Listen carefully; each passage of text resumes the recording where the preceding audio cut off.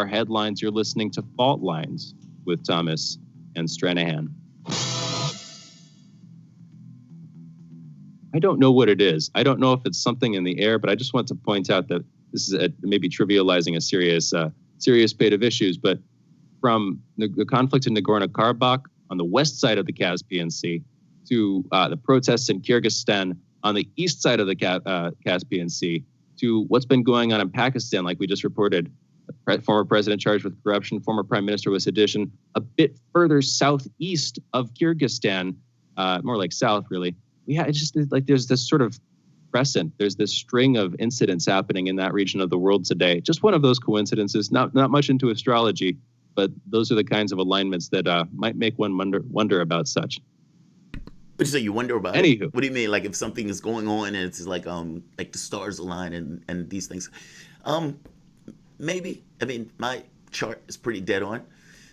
But I think some of this stuff is people trying to make ends. I mean, I think we started off, well, not just started, we have inequities in regards to the way people process that stuff. And in gamesmanship, and they're trying to win and get more resources or hold down, et cetera, you get these kind of shifting allegiances, or for that matter, shifting power structures. And unfortunately, from an exponential way, it looks like chaos, because it is chaos. And more interesting, there's no right or wrong in it. Like, if you try to look at the situation and think to yourself, what's right or what's wrong, you will find yourself in a quandary immediately. It's just a mess. So I hear you. One quick fact check, too. I realized I had gotten the title wrong. It's not Event 21. It's Event 201. I skipped the 0 in between the 2 and the 1.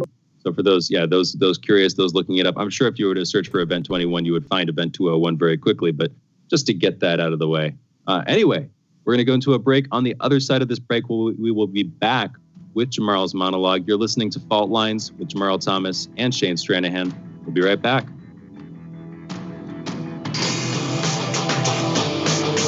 Fault Lines.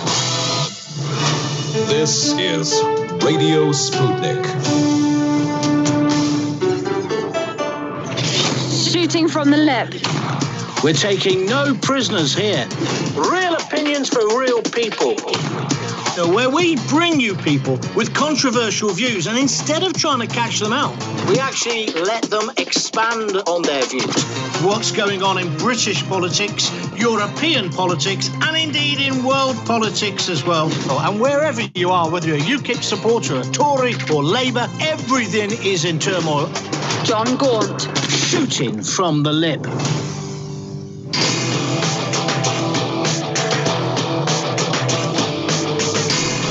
Fault Lines. welcome back to Fault Lines. My name is Jamarl Thomas. I am joined by my co-host Shane Stranahan, coming to you live out of our station from DC. If you guys are in the area, you can catch us on radio at 105.5 FM and 1390 AM. If you guys are in Kansas City, you can also catch us on the radio at 102.9 FM and 104.7 FM. Also, if you are digging what Shane and I are putting down, whatever platform you're listening or consuming us on, give us a like, and of course, share that content, be it video, audio, or anything else. If you also want to join in on the conversation, send us a chat, a tweet, and of course, you can reach us by phone at 202-521-1320. That is 202-521-1320. And I like to emphasize your engagement makes the show what it is, so definitely don't be shy to call. Definitely feel free. I know we've changed the format, but that should not necessarily influence you guys in calling. So all of our regulars, you're still infinitely welcome to call in to the show at this segment or at, I suppose, one of the other break-in segments. Just call and either they'll put you on hold and we'll fit you in. I absolutely promise. Donald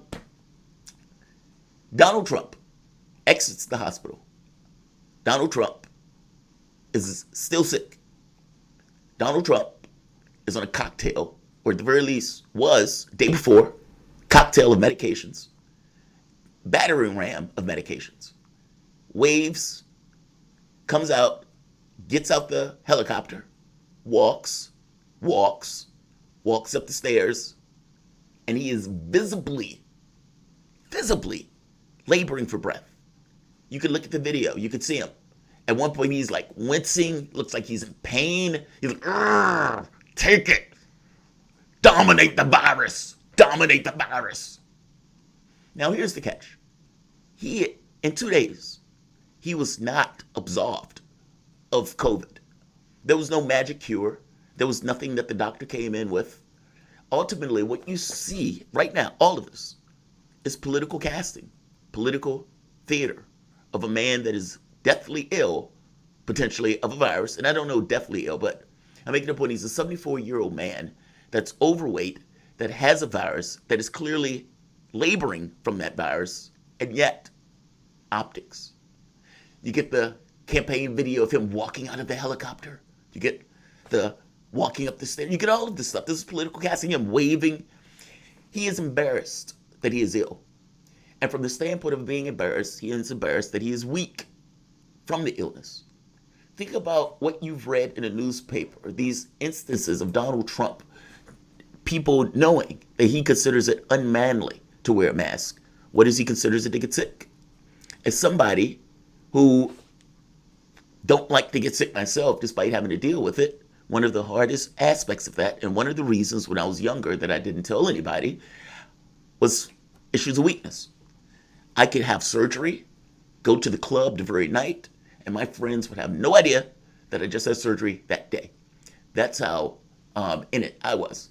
So I understand this notion of weakness, this notion of illness and everything else that Donald Trump is probably to some degree processing, but that much more because 320 million people in this country is aware of it. The rest of the world is aware of it. And they're also aware that going back to February, he knew it was infectious all the way up to this point. Meaning, he didn't have the luxury or other people, let's say it that way, didn't have the luxury that Trump had as president of having his rooms cleaned, of having his people checked constantly. And he still got it. Still got it. How embarrassing. It doesn't look like a situation that is resolving if the president of the United States that's telling everybody that it's okay has just got caught with a virus and is in the hospital. Trump gets out of the hospital and gives one of the most irresponsible presidential statements in the history of presidential statements. And on top of that, gives these pictures, these stances that people have been comparing to Mussolini. They said, this is Trump-Mussolini moment. You have another one where they said, this is North Korea. As if America doesn't have its own version of propaganda. You had to go looking out for somebody else. Whether they realize it or not, it is propaganda in and of itself to act as if you have to go to another nation to find propaganda. Only in America. Let's hear Trump. Trump coming out the hospital giving the statement. Let's play the clip. I just left Walter Reed Medical Center, and it's really something very special. The doctors, the nurses, the first responders, and I learned so much about coronavirus. And one thing that's for certain, don't let it dominate you. Don't be afraid of it. You're going to beat it. We have the best medical equipment. We have the best medicines, all developed recently. And you're going to beat it. I didn't feel so good. And 2 days ago, I could have left 2 days ago. 2 days ago, I felt great, like better than I have in a long time. I said just recently, better than 20 years ago. Don't let it dominate. Don't let it take over your lives. Don't let that happen. We have the greatest country in the world. We're going back to work. We're going to be out front. As your leader, I had to do that. I knew there's danger to it, but I had to do it. I stood out front. I led. Nobody that's a leader would not do what I did. And I know there's a risk, there's a danger, but that's okay. And now I'm better, and maybe I'm immune. I don't know. But don't let it dominate your lives. Get out there. Be careful. We have the best medicines in the world, and it all happened very shortly, and they're all getting approved, and the vaccines are coming momentarily. Thank you very much. And Walter Reed, what a group of people. Thank you very much. Just to make a point, that is not what a leader would do. He is not immune in the way that he's saying, maybe I'm immune. And don't get out there like that, especially if if you're ill, especially if you think you're ill, please take precautions. Don't listen to the president. Unfortunately, the majority of the nation find Donald Trump to be massively disingenuous on this. If I'm not mistaken, like 1 in 8 or something like that, like an abominably low number that trusts the White House on this very specific issue. And at this point, there are around 11 Republicans, if I'm not mistaken, that are ill pushing this nonsense. Beware, except that the president, under his idea of the world, ended up ill. And that whatever you think about it, this virus is indeed a real thing. This nonsense that Donald Trump is pushing is not something that should be replicated. And yet, there are going to be 20% of the population that listens to this nonsense and says, yes, he dominated the virus. He didn't dominate the virus. He was a person, human being, that got sick, just like you could. What do you think about this, Shane? I thought this was absurd. Like, absurd on a level that even about our standard of politics is absurd. I can partly see it, but I guess I'm curious. Even though you were talking about it for a while there, why do you feel that it's absurd? Like I can make a case for that, but I can also I can sort of play the devil's advocate, play the apologist, defend where he's coming from. But do you need to not settled on it? Yeah, I know, but do you need to be an apologist? I mean, is it just one of those things of what do you actually think? Meaning, what my point is, Donald Trump, if he was anybody else, would still be in the hospital. When he got in his hermetically sealed car and drove around just to wave, there were Secret Service agents in there with him. They were stuck in there with him doing a job. Nobody with COVID would do any nonsense like that. He did that because he was the president and he wanted to look strong. And when he goes out and he walks up and he is clearly ill, like, I don't know if you've seen those videos, but he's like laboring for breath. And it's like, why are you doing that? It's all optics. And unfortunately, those optics and that message, him basically saying, dominate the virus. I mean, come on. It's not like this posturing. It's a virus. It's like saying, dominate AIDS, dominate syphilis. It makes no sense. Donald Trump, honestly, due diligence would have been to, when Boris Johnson got sick, Boris Johnson went to the hospital. He tried to come out of the hospital early also. But he, at the very least, came away with a different impression that herd immunity was absurd. And he started putting through measures, at least to try to deal with the stuff that was taking place in the UK. Trump comes out and he wants to maintain his ideology to show that the virus wasn't as bad as people said it was. Hence, I'm going to put on this show. And people were on Twitter like North Korea moment and all this other stuff. Just stop. Just stop. You don't need a North Korea moment. You have this stuff already in the United States in the way that your media gives you information. Like they're reaching all the way out to North Korea as if that's the moment that they're looking for. No, stop. That in and of itself is propaganda to make that point. I'm just making the point that the president that probably should still be in the hospital, that should probably still should be getting medication, comes out and does this. And what does this do to the 20% of the people that think everything he does is great? Does that make them more or less inclined to get health care? Does it make them more or less inclined to be out in public? I hope you see what I mean. Like, it cascades down. It's not just sticks with one man. It does cascade down to the people who believe the stuff that he's saying. Yeah, I'm bothered by this. And I've been fair to Trump. I don't think I've hit Trump unfairly like some of these other people. There's been plenty of things that I've said I agree with Trump on. I just think this and the way he's handled this is utterly horrendous. There are 200,000 people dead. I mean, and this is the nonsense you're pushing. What? Those dead people didn't dominate the virus? I mean, come on. I mean, the thing is the first thing he said is to not let the virus dominate you.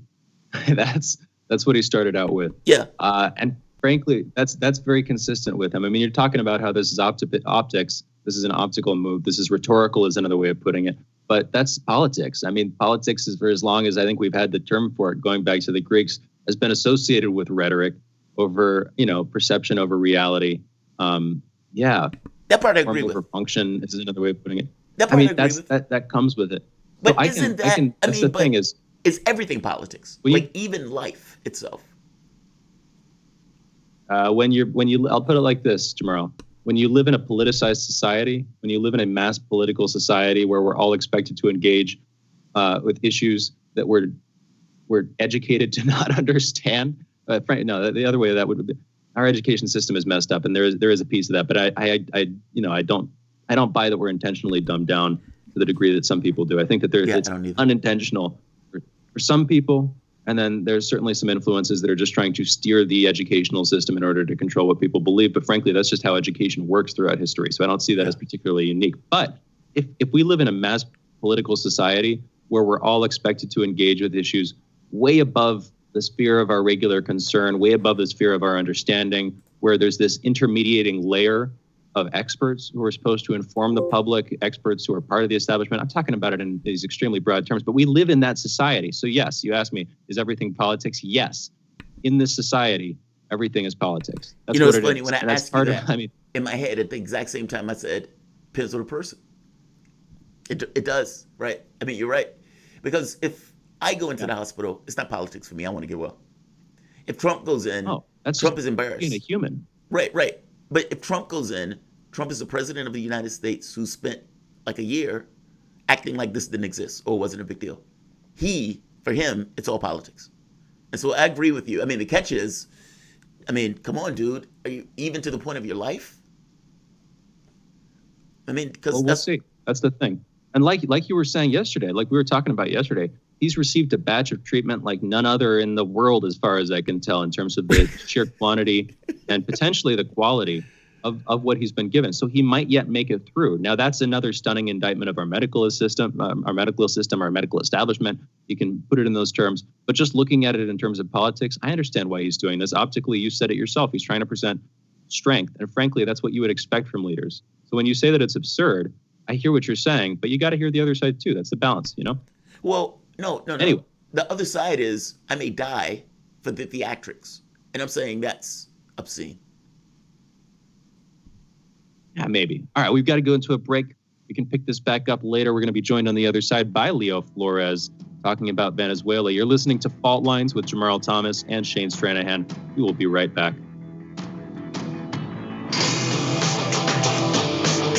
Fault Lines. You're listening to Radio Sputnik. Feeling kind of blue, but maybe also kind of red, and kind of purple, and kind of alone? You've got a friend on Radio Sputnik. Tune into Political Misfits from 12 to 2 Eastern Time, Monday through Friday, for news, politics, and culture without the two-party bias. Catch us daily on 105.5 in Washington, D.C., or 102.9 or 104.7 in Kansas City. Or find us on Twitter, Facebook, YouTube, Spotify, or wherever you get your news.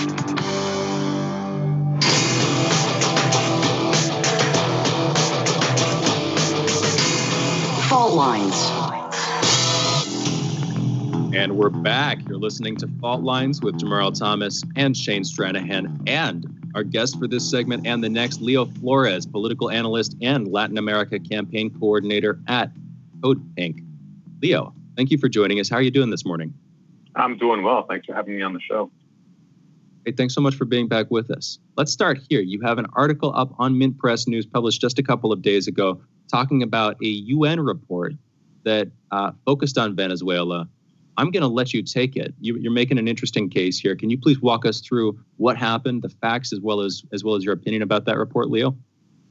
Sure. So I think the first thing to understand is that this is kind of a parallel report, which is a bit ironic because Venezuela right now, we have a parallel government with Juan Guaido and all these attempts at regime change. And this report actually contributes to that.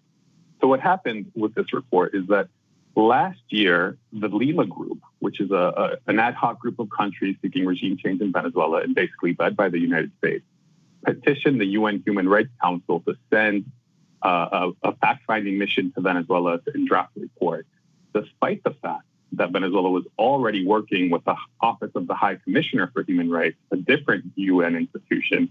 And Venezuela has been working with that office with Michelle Bachelet, who's the human rights chief there, for a couple of years now, and they've been drafting reports, and they've had, Venezuela and this office have signed technical cooperation agreements, and there's been very kind of visible progress in the realm of human rights in Venezuela since that cooperation started.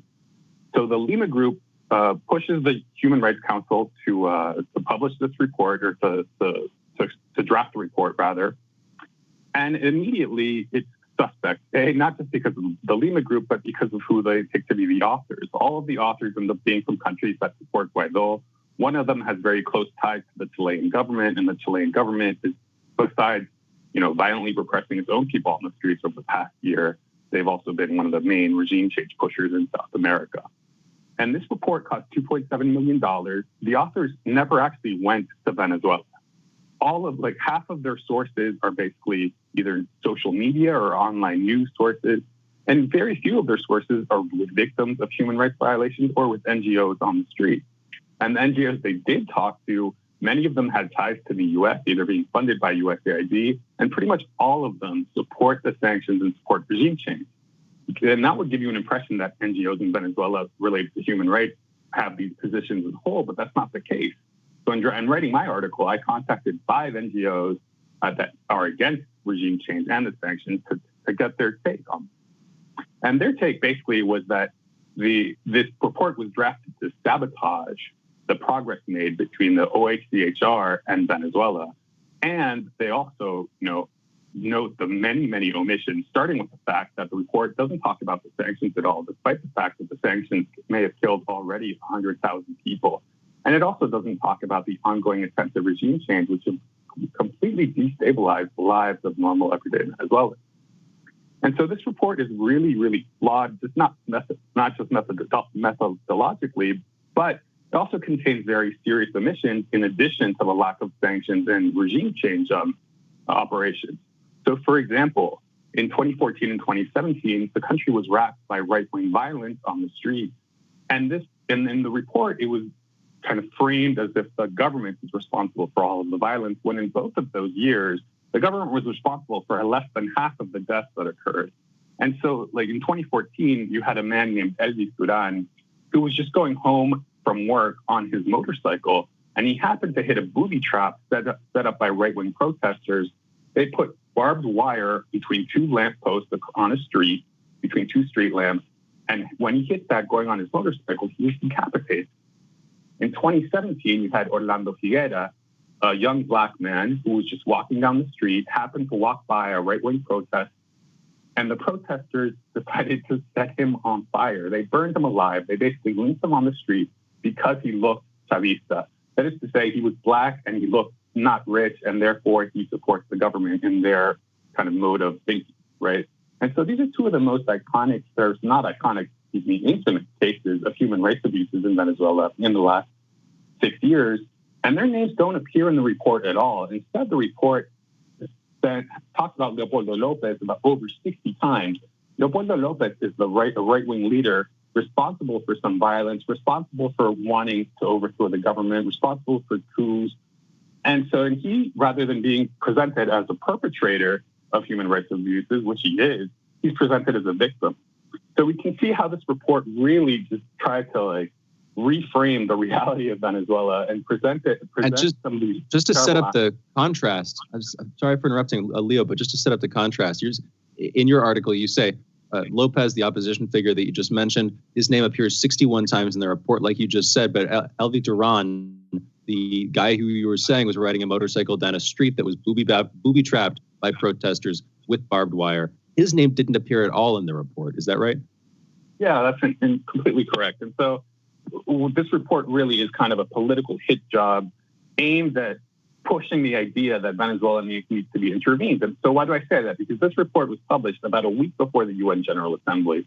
And then in the UN General Assembly, the presidents of Colombia and the president of Chile came on and spoke about Venezuela, using their time to speak not about their own countries, but about Venezuela and the need to do something there. And then Juan Guaido, the opposition figure who proclaimed himself president in 2019, he invoked the responsibility to protect, using basically the facts laid out in this report. And the responsibility to protect is basically the idea that NATO has to come in and intervene militarily in the country for the sake of Venezuela. So his idea is that to protect the human rights of Venezuelans, what you really need to do is make war on Venezuela. I mean, we also know that the CIA operates through front groups. So even then, it becomes this kind of, just because NGOs are there, the NGOs themselves are often not operating in the best interest of the country to which they're operating. And in Venezuela, that is also the case. Can you tell us about some of the front groups, or are any of those front groups and NGOs in Venezuela, or even allowed in Venezuela, to operate in any particular, let's say, nefarious way, backed by U.S. interests? Well, these are the NGOs that were interviewed are actually NGOs that do operate in Venezuela. They're Venezuelan NGOs, but they're very closely linked to the opposition. Many of them receive funding from USAID or NED or any number of U.S. institutions that are typically used to subvert democratic processes and ensure kind of neoliberalism in certain countries. And so, just to step in very quickly, USAID, you say the United States Agency of International Development, NED, the National Endowment for Democracy, just giving people, most people would know those names, but just to lay it all out on the table there. Please, Leo, continue. Yes, thank you. And so, so these are institutions that, are basically doing the work of the CIA, that the CIA used to do back in the 60s and 50s and 70s, right? Of infiltrating societies and bringing them down from within, in countries that are considered adversaries to the U.S. So these aren't the NGOs that were interviewed for this 400-page report aren't exactly neutral observers. They have a very clear political line, and they have very close political ties to the U.S. and to the extremist opposition that's been seeking regime change in Venezuela for 20 years.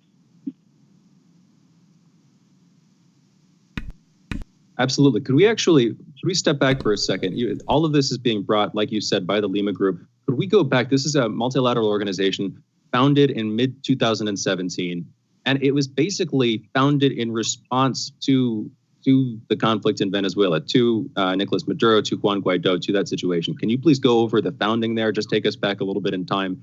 What was the sort of call and response? Yeah, and I think it's actually a bit, it's not quite a multilateral organization. It's an ad hoc organization. It's just a group of countries that get together to talk.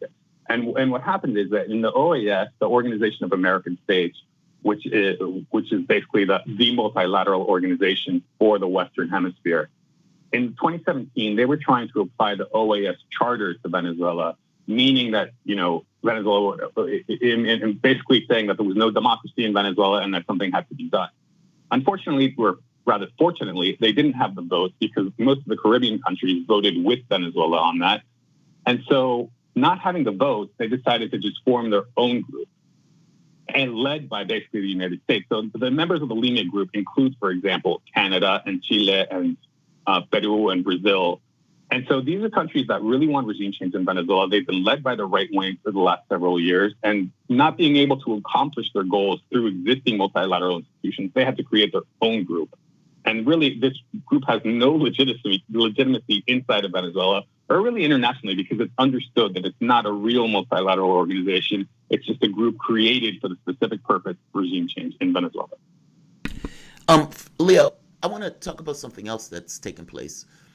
The UK court, I believe it was yesterday, yesterday or day before yesterday, basically ruled that the gold that they had originally stolen from Venezuela is now going to go back to Venezuela. Now, originally the idea was that Juan Guaido, fake president, who is not the real president, if that wasn't clear when I said fake president, was recognized, which is always weird to me.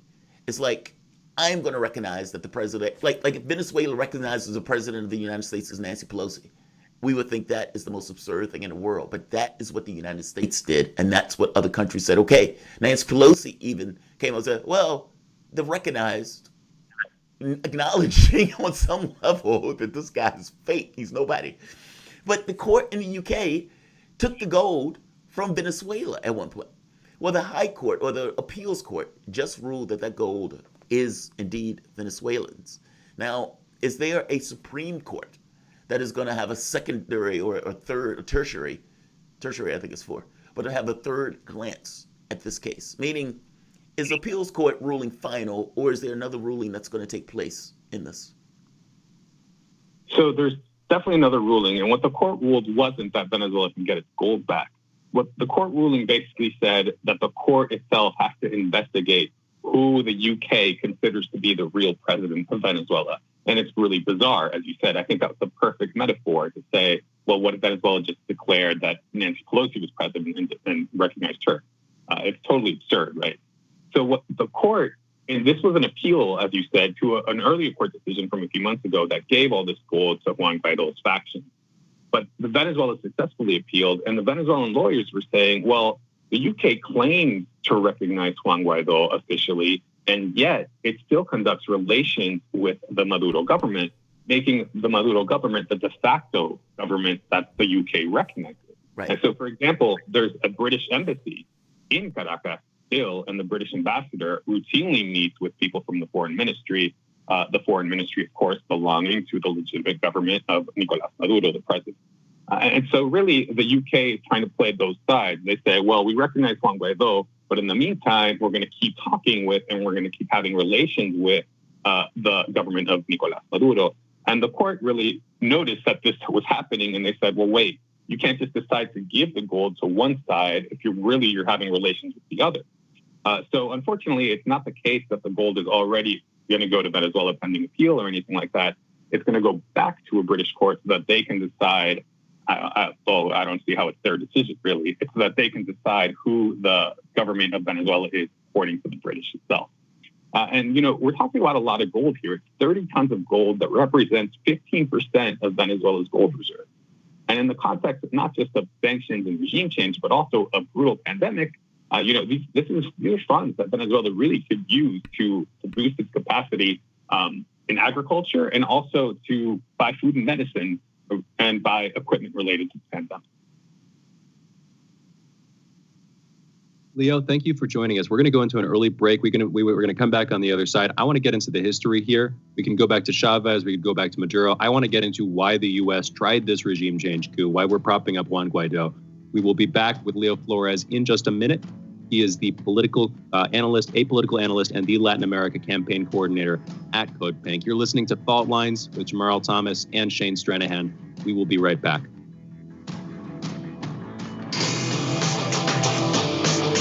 Fault Lines. Stay tuned to Radio Sputnik. Epidemics and pandemics could kill millions of people, and they actually did. Centuries ago, deadly outbreaks called the Black Death, the Plague of Justinian, and the Spanish flu ravaged countries, empires, and whole continents. Some of these diseases are still present around the globe. Others have become a thing of the past. Discover how these ancient and not so distant outbreaks from previous centuries differ from modern-day SARS, MERS, and coronavirus pandemics. Listen to our new series, Outbreak, the deadliest epidemics in human history. This week on Radio Sputnik.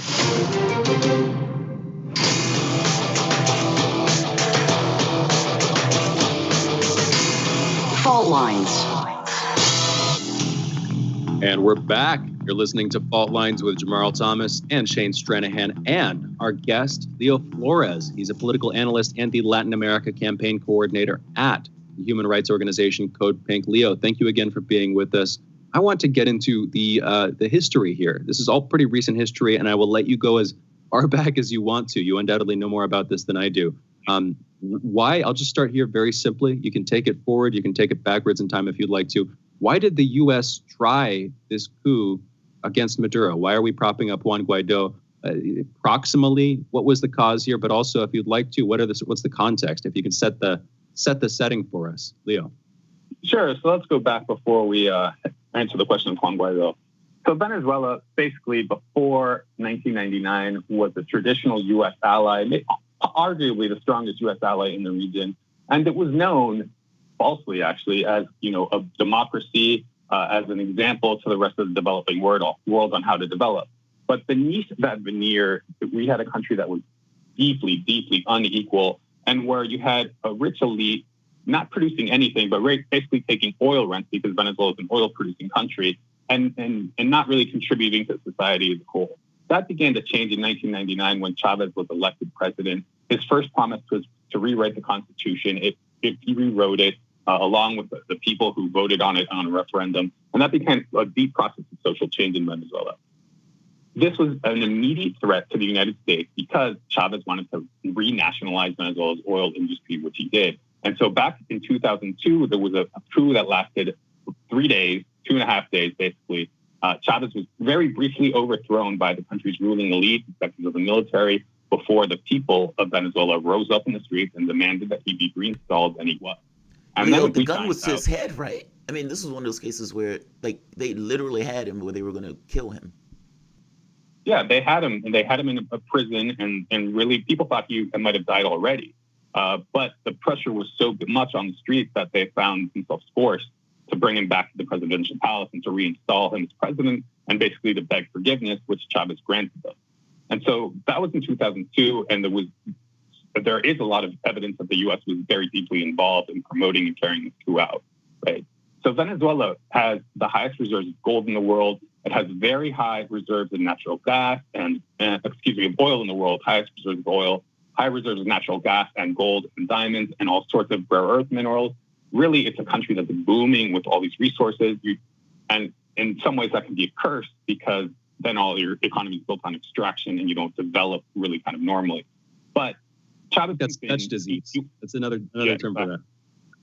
And so Chavez comes in, he nationalizes the oil industry, and he also changes Venezuela's kind of geopolitical stance, right? From being a very close U.S. ally that does everything the U.S. wanted, Venezuela started becoming independent and sovereign. And I'll give you a very good example, right? Early on in the Bush administration, he was promoting what's known as the free trade agreement of the Americas. Basically, this is NAFTA, but for the entire Western Hemisphere. And so what happened was that Chavez, along with President Lula in Brazil, and social movements throughout Latin America, they challenged this strongly, and they managed to put a stop to it. And so this basically for the U.S. was unheard of, to have this sort of like open rebellion against U.S. kind of imperialist rule in Latin America. And so that's one of the main reasons why the United States is seeking regime change in Venezuela, because they don't want this thorn in their side anymore, and they want to ensure that the oil becomes available to extract for U.S. companies. And just to be clear, it's not just Venezuela. I mean, we're talking about plenty of those left-wing governments that were basically toppled. Bolivia, if I'm not mistaken, Nicaragua. Many of these governments were basically toppled, and Venezuela was one of the last standing, if you want to say it in that way. Just kind of like Iran. I mean, there are commonalities in the sense that these guys are, it's not mind-blowing that Iran has a oil deal with Venezuela in that case in regards to them trading supplies back and forth. Considering that both of them are major powers, both of them basically threw off the yoke of U.S. oppression. In one case, Iran from the standpoint of a coup, Venezuela in the standpoint of avoiding or getting rid of those coups. And in many respects, the last country in the region. I mean, many of the other governments in that region are basically U.S. allies and have basically been pressing down. We talk about Colombia, Brazil. These governments have been patsy nations and have been backing U.S. interests in that region. Did I get any of this wrong? No, you're absolutely right. And so the governments that underwent either direct coups or what's known as parliamentary coups include Paraguay, Brazil, Bolivia, Honduras. So, it's a very long list of kind of left-wing governments in the region and what's known as the pink tide, which brought prosperity to millions of people in the region. And it was very slowly undermined over a period of about 10, 15 years by the U.S. government, irrespective of who was in office, right? So this is a very bipartisan imperialist project. And so we kind of jump forward a bit. Chavez, wildly popular, decreases poverty, increases equality. People really love him. He passes away in 2013. Nicolás Maduro succeeds him. And the very first election, presidential election after Chavez passed away in 2013, Maduro narrowly squeaked by his opponent.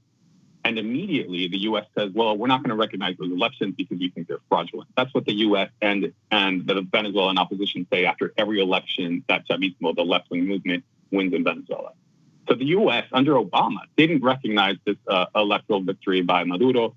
They didn't take it as far as the Trump administration in naming a second, a parallel government, but they had already set the stage for what's going on now with Trump.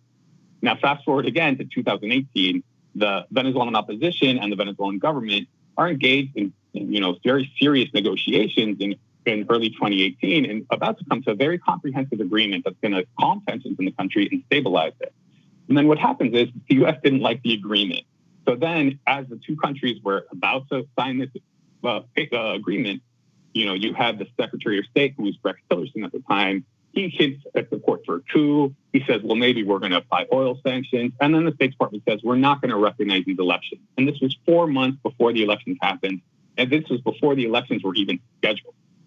And so this was really all part of this plan to delegitimize the presidency of Maduro. He wins elections in 2018, despite the fact that part of the opposition doesn't participate.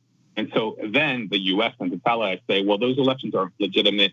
We're only going to recognize Maduro until the end of his term, which is early 2019. At that point, we'll see what happens. And then what happened was that they picked this very kind of obscure right-wing legislator in Juan Guaido, who really nobody knew before January 2019. And he is placed in the presidency of the National Assembly. He wasn't voted into the presidency. It was just kind of a rotating chair that his party decided he should get. And then he declares himself president of Venezuela. There's absolutely no legal backing for what he claims or for anyone to declare themselves president, especially when you just had elections in the country. And so that's how we get the figure of Juan Guaido basically installed by the U.S. and by the extremist Venezuelan opposition. And since then, of course, I think that history is a little more well-known. You've had several coup attempts. You have crippling sanctions. You have the U.S. Navy sitting right off Venezuela's economic waters. And so you have this whole pressure kind of ramping up, aiming at regime change in Venezuela. Please talk for just a second. Back in 2017, 2018, can you please, how did the Constituent National Assembly, how was that created? What was the process there? Juan Guaido, as far as I can tell, is most notably known in the Western press as the speaker for that assembly. But like you're saying, he seems to have come out of nowhere. Looking back at the 2018 presidential election, he was not running there. The people who were competing with him, he was not on that list.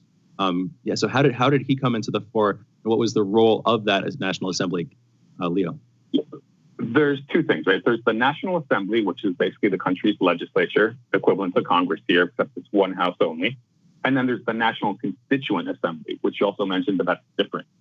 So the National Assembly came into the hands of the opposition after elections in 2015.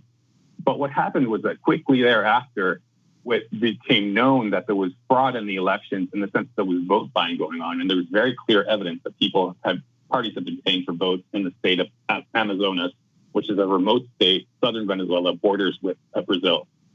So the Supreme Court says, well, the people who were voted in from there can't be part of the National Assembly. You have to have new elections. The opposition refuses to do that. And so because of that refusal, they go into a contempt of court, basically making it so that every decision the National Assembly took had no validity to it because they were in contempt and they refused to have these new elections for reasons that they might know. So what happened was that since you have this kind of stalemate politically in the country, nothing can get done without a National Assembly. So Maduro used the Constitution to name a National Constituent Assembly to draft a new Constitution. Controversial in the U.S., not as controversial in Venezuela, but still somewhat controversial. Let's set that aside for now. So the National Assembly is in contempt of court, and because it's ruled by an opposition coalition, they decide that every year they're going to switch the presidency. They're going to basically rotate it amongst themselves. 1 year it's one party, and the next year it's another. And in 2019, it happened to be the turn of Popular Will, a very, very extreme right-wing party.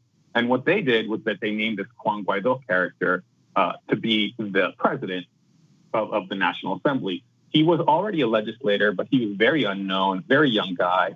But he's picked because he studied here in D.C. at GW. He has connections to the U.S. He's kind of perceived as being charismatic and perceived as having ties to the U.S., which he does. And so he's picked as the head of the National Assembly by his party. And so that's how he comes up to be the president of the National Assembly.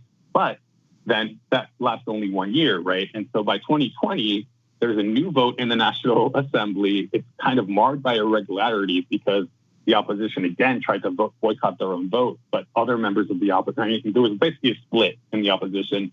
And a different opposition leader gets placed at the head of the National Assembly. He's immediately denounced by the U.S. and sanctioned by the U.S., despite the fact that he has a long history of being against the Maduro government and against Chavez as well. So the U.S. is really not just picking sides within Venezuela, but picking sides within the particular parties involved in this conflict.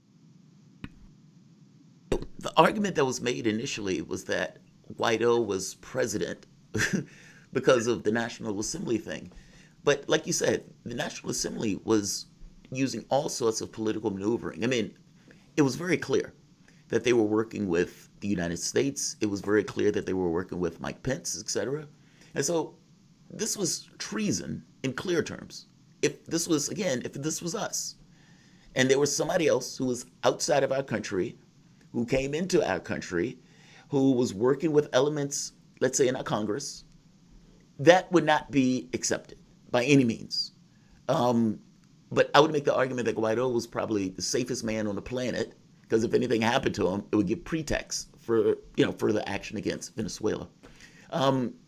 Look, I want to thank you for coming on, Leo Flores. You've been awesome, and we really do appreciate you coming on and explaining this up, giving us the history of Venezuela, in addition to giving us an update on what is taking place currently.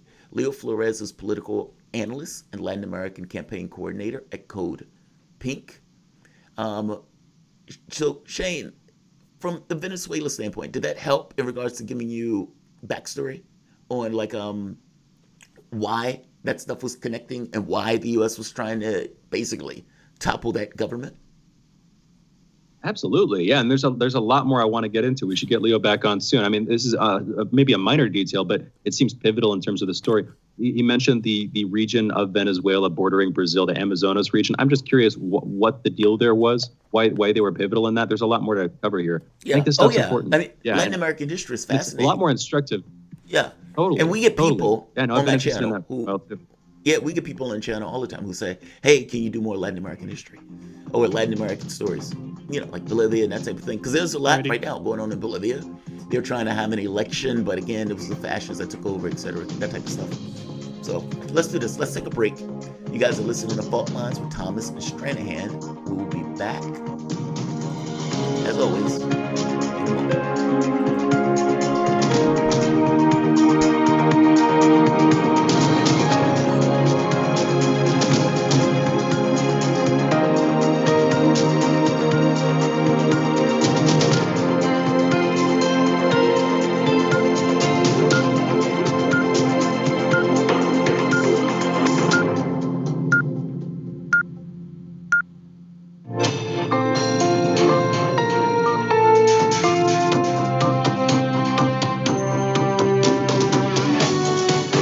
Listening to Radio Sputnik. Telling the untold.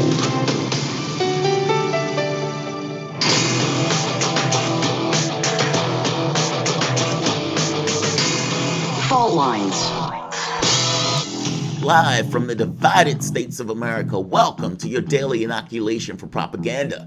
In the left corner, I am the indefatigable, the last antibody to a sick and seizing political system, your political analyst, Jamarl Thomas. And in the politically independent corner, I am your political analyst, Shane Stranahan.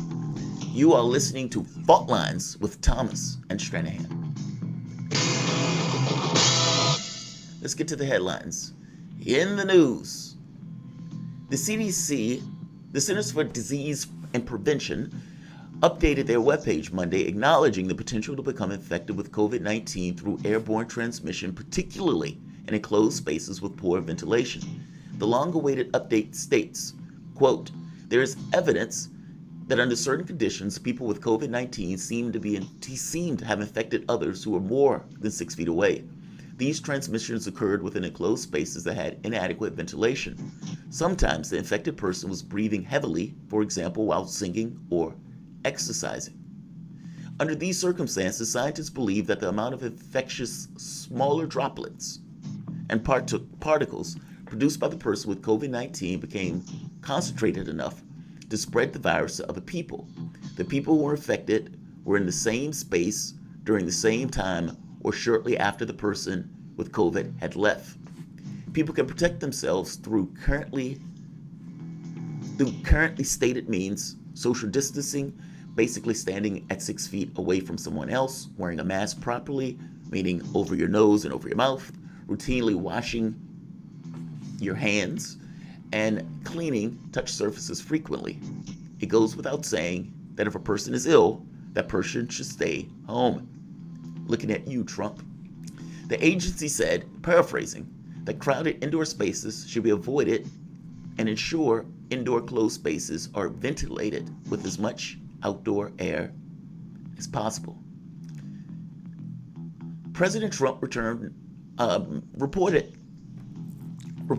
gasping for breath in a video taken upon his arrival.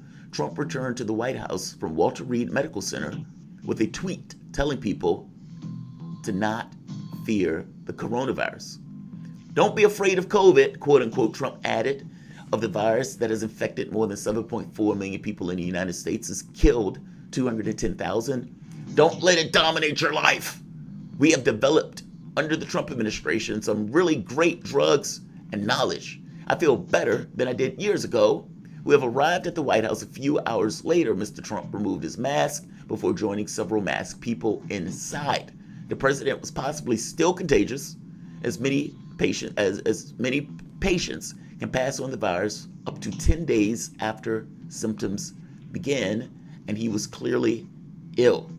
Now, I think before, Shane, you mentioned the point of him being a super spreader. And look, he could be. I mean, have you seen that picture of the party, Barnett, the confirmation? And you had, like 8 people at that place that was infected, going all the way from the beginning all the way to the back, and none of them were wearing masks. And then the number has jumped up to like 11 at this point. Like, that's remarkable. Yeah. And so if that number is 11, that number may be more. Like, everyone that was at that Supreme Court thing needs to be either quarantined and needs to be tested repeatedly. And so, how weird. How weird. I mean, the president of the United States might have been transmitting that disease to all of the other Republicans. And believe it or not, it may affect the Supreme Court. Those Republicans, and many of those people, in terms of the vote. Exactly.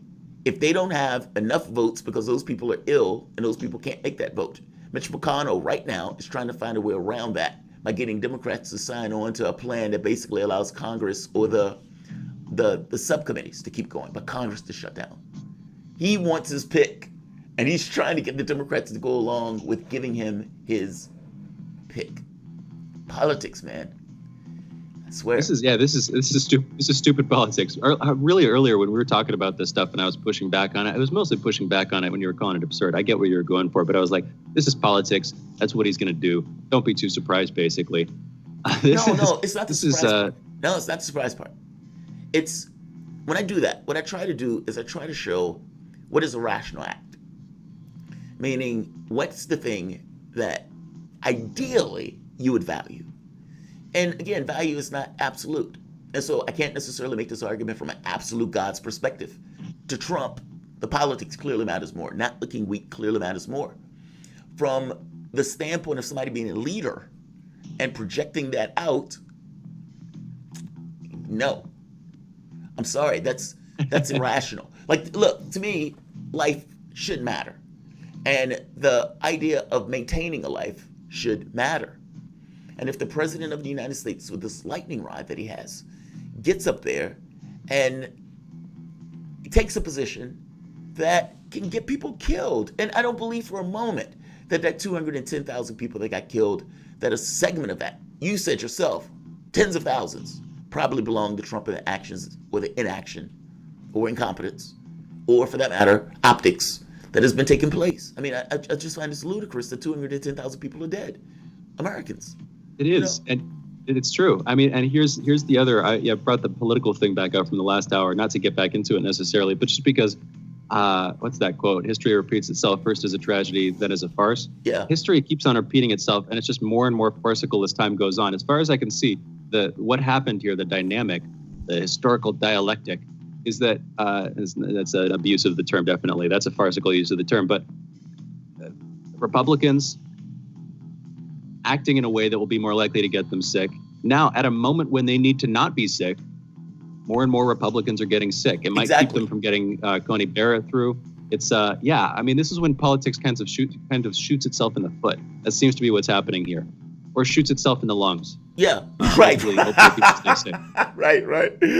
I love that. Shoots itself in the lungs. Look, like I said, God got involved. Syrian President Bashar al-Assad calls Turkey Erdogan the main instigator in the Nagorno-Karabakh conflict. I'm congested this morning, so getting these words out is a little difficult. I'm sorry.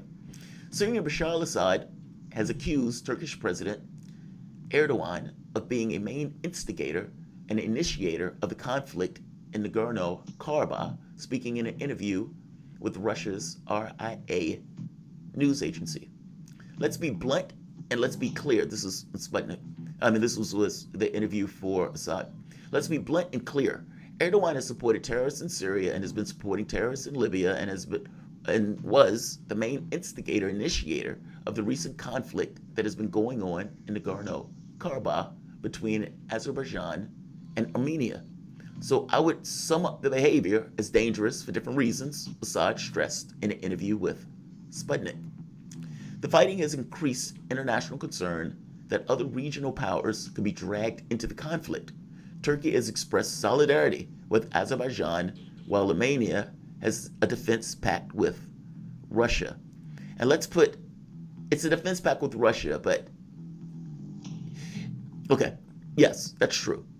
But it's always described, every time I've read it, as this kind of tacit pact, meaning Russia would defend Armenia as a flat fact. By the same token, nobody wants to get dragged into a war. And you don't want a situation where your country, meaning Russia, wants to do everything in its power to ensure that these two people get back, or these two countries get back to the negotiating table. And I think the point that Bashar al-Assad is trying to make is, look, there's a power differential here. And the issue here is these two were at balance by the barrel of a gun. And now that one side has an imbalance with an additional help of Turkey, that imbalance breeds a certain amount of, let's say, lust to expand or lust to take back territory. The person with a gun may be more likely to use that gun. And I think that's the point that Bashar al-Assad is making. And I got to be honest, my perspective of foreign policy is basically that when the U.S. is looking to take over a nation, or when they're pushing back against China, or pushing back against Russia, or pushing back against Venezuela, basically, if they can do what they're doing and get away with it, they do it. It's the reason why Bolivia, Evo Morales is no longer president of Bolivia. It's the reason why Juan Guaido can get called president of Venezuela, this nonsense. It's the reason why Britain can take the gold from Venezuela, or for that matter, the U.S. can steal or burn the crops or steal the gas. It's an issue of power. Power does what it does. And you have other forces that try to push back against it. You have other forces that try to keep a balance. But at the end of the day, the one side that's stronger, especially if there is no ideology that doesn't allow or doesn't prevent that power from behaving in those ways, it behaves. I think that's an unfortunate thing of foreign policy. It's why I said there's no such thing as international law. Or do you think I'm too hard on that? There's no such thing as international law. We should come back to that. That's a long conversation. Maybe fair enough. That might be a longer conversation. But because I don't see it. Let's do it. I just don't know where it comes in. If the very moment that the United States takes over Iraq, smashes it, kills 1 million people, and there are no consequences, then the whole notion of international law just gets destroyed. I don't know how it exists.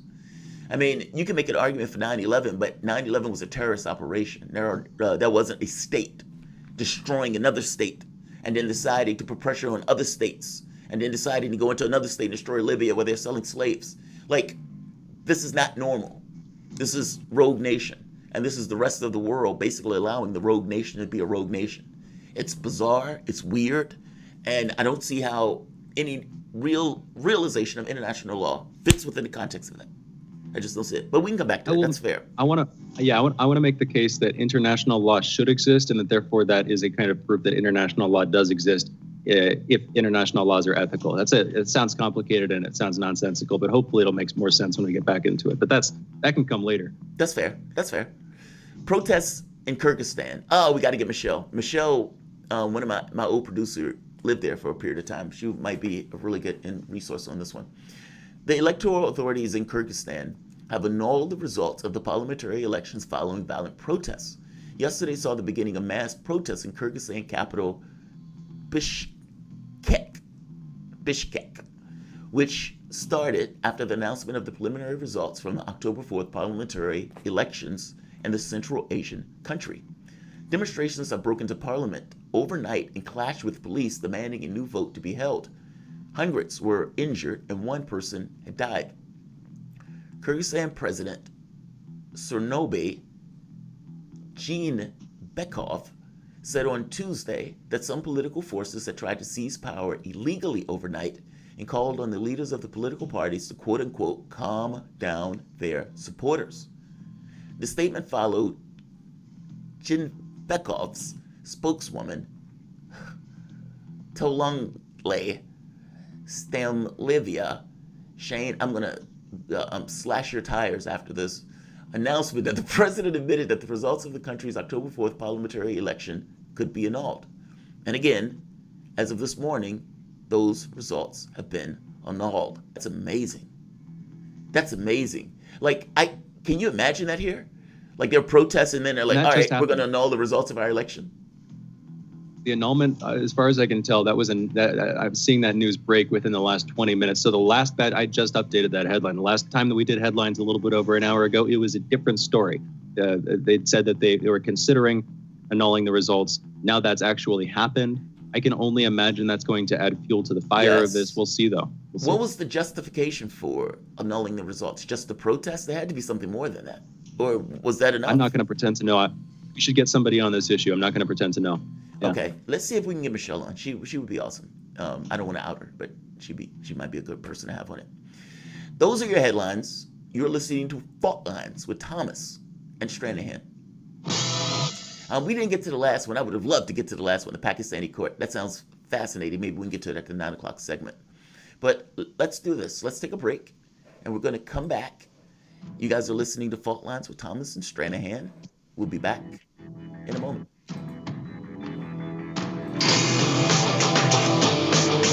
Fault Lines. Want to talk? Get in touch with us at radio@sputniknews.com. What do we want? News, politics, and culture. When do we want it? Wait, we weren't finished. News, politics, and culture without the red and blue spin. Okay, so now when do you want it? Daily from noon to 2 p.m. Eastern Time. Okay, satisfied now? Never. Tune into Political Misfits on 105.5 FM in Washington, D.C. and on 102.9 and 104.7 FM in Kansas City, Missouri. Daily for our analytical fix. No surrender.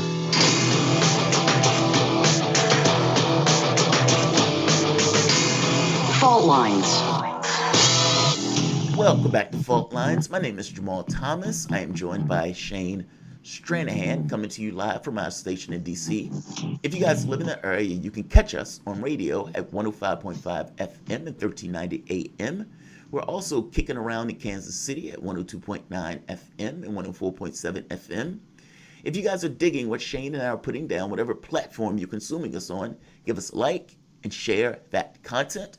If you want to join in on the conversation, you can send us a chat, a tweet, and of course, you can reach us by phone at 202-521-1320. That is 202-521-1320. Your engagement makes the show what it is, so definitely feel free to call in.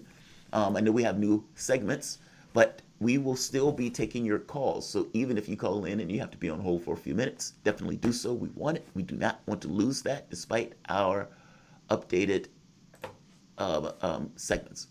So, but with no further ado, I want to bring in Dr. Lakeisha Jenkins, traditional naturopath, registered master herbalist, and founding president of the California cannabis industry. Welcome to the show, Lakeisha. How are you doing today? Good morning. Thank you for having me. I'm doing well. Thank you. I should say Dr. Jenkins. Let's do that. Let's be more precise. I am so glad to have you here. Master herbalist. So when I was younger, I got my first degree, first bachelor's in naturopathic medicine. In holistic medicine. It was a choice between going into naturopath or holistic medicine. I eventually went into holistic medicine and started getting degrees or started needing certificates in herbology. I stopped at a certain point because I got a little bit, let's say, jaded from the field. I started learning it specifically to try to deal with issues of kidney failure. When it didn't work, I was like, all right, this isn't working and I need another job. But still, I am so glad you came on because this is awesome to have somebody on who's a professional about this. I want to ask you something. There's an article that recently came out that basically made the argument that THC is a protective in the cases of COVID-19. Now, can you explain that research that apparently that just broke maybe a week ago or less than a week ago? Definitely. Yeah, no, definitely. So, as I've stated before, the endogenous cannabinoid system is a regulatory system. And when you're working with the cannabinoids, the phytocannabinoids that come from the cannabis plant, it supports that particular system. Our endogenous cannabinoid system helps to regulate inflammatory response and our immune system. And with this new research that's out, it's saying that THC can help to suppress a certain immune system response that will lead to acute respiratory distress syndrome. So acute respiratory distress syndrome is one of the major causes of respiratory failure when you've been diagnosed with the COVID-19 virus. So what happens there is it's actually helping to suppress the immune system, which would actually lead to the acute respiratory distress, which actually will also lead to further damage and scarring of the lungs and permanent damage of the lungs. So that's the new research that's out, speaks specifically just to that factor. Wait, just so I'm clear, you said it suppresses the immune system. Do you mean the THC suppresses the immune system? The THC specifically, yes. Yes. Is that all the time, though? Specifically. Like, is that all the time? Like, is that a constant effect? If a person was you say it's not? It really depends on the genetic profile of the cannabis variety that you're using. So the percentage of THC, you can dial it down very specific. But in most cases, yes, THC does suppress immune system response. In this case, that's actually a positive, because I think part of the problem here is that, our immune system, it can overreact. I mean, I've had some autoimmune issues over the years, just little like skin spots, losing hair. It sounds pretty bad, but other than that, I feel pretty healthy, in good shape. But I mean, I know a lot of people have these issues. We've talked on the show before about how it might have to do with dietary concerns. We're talking about genetic profiles, people's genetic profiles, how they respond to foods, how they respond to substances, including marijuana, THC specifically. That varies dramatically. But I guess to come back to the point here, it might not be a bad thing. If your autoimmune system, if your immunity is too strong, you end up fighting your own body cells, and that can lead to these runaway cycles that can do some serious damage, particularly with COVID. Am I right in that, Dr. Jenkins? That is absolutely it. You are absolutely correct. You hit the nail right on the head. Absolutely.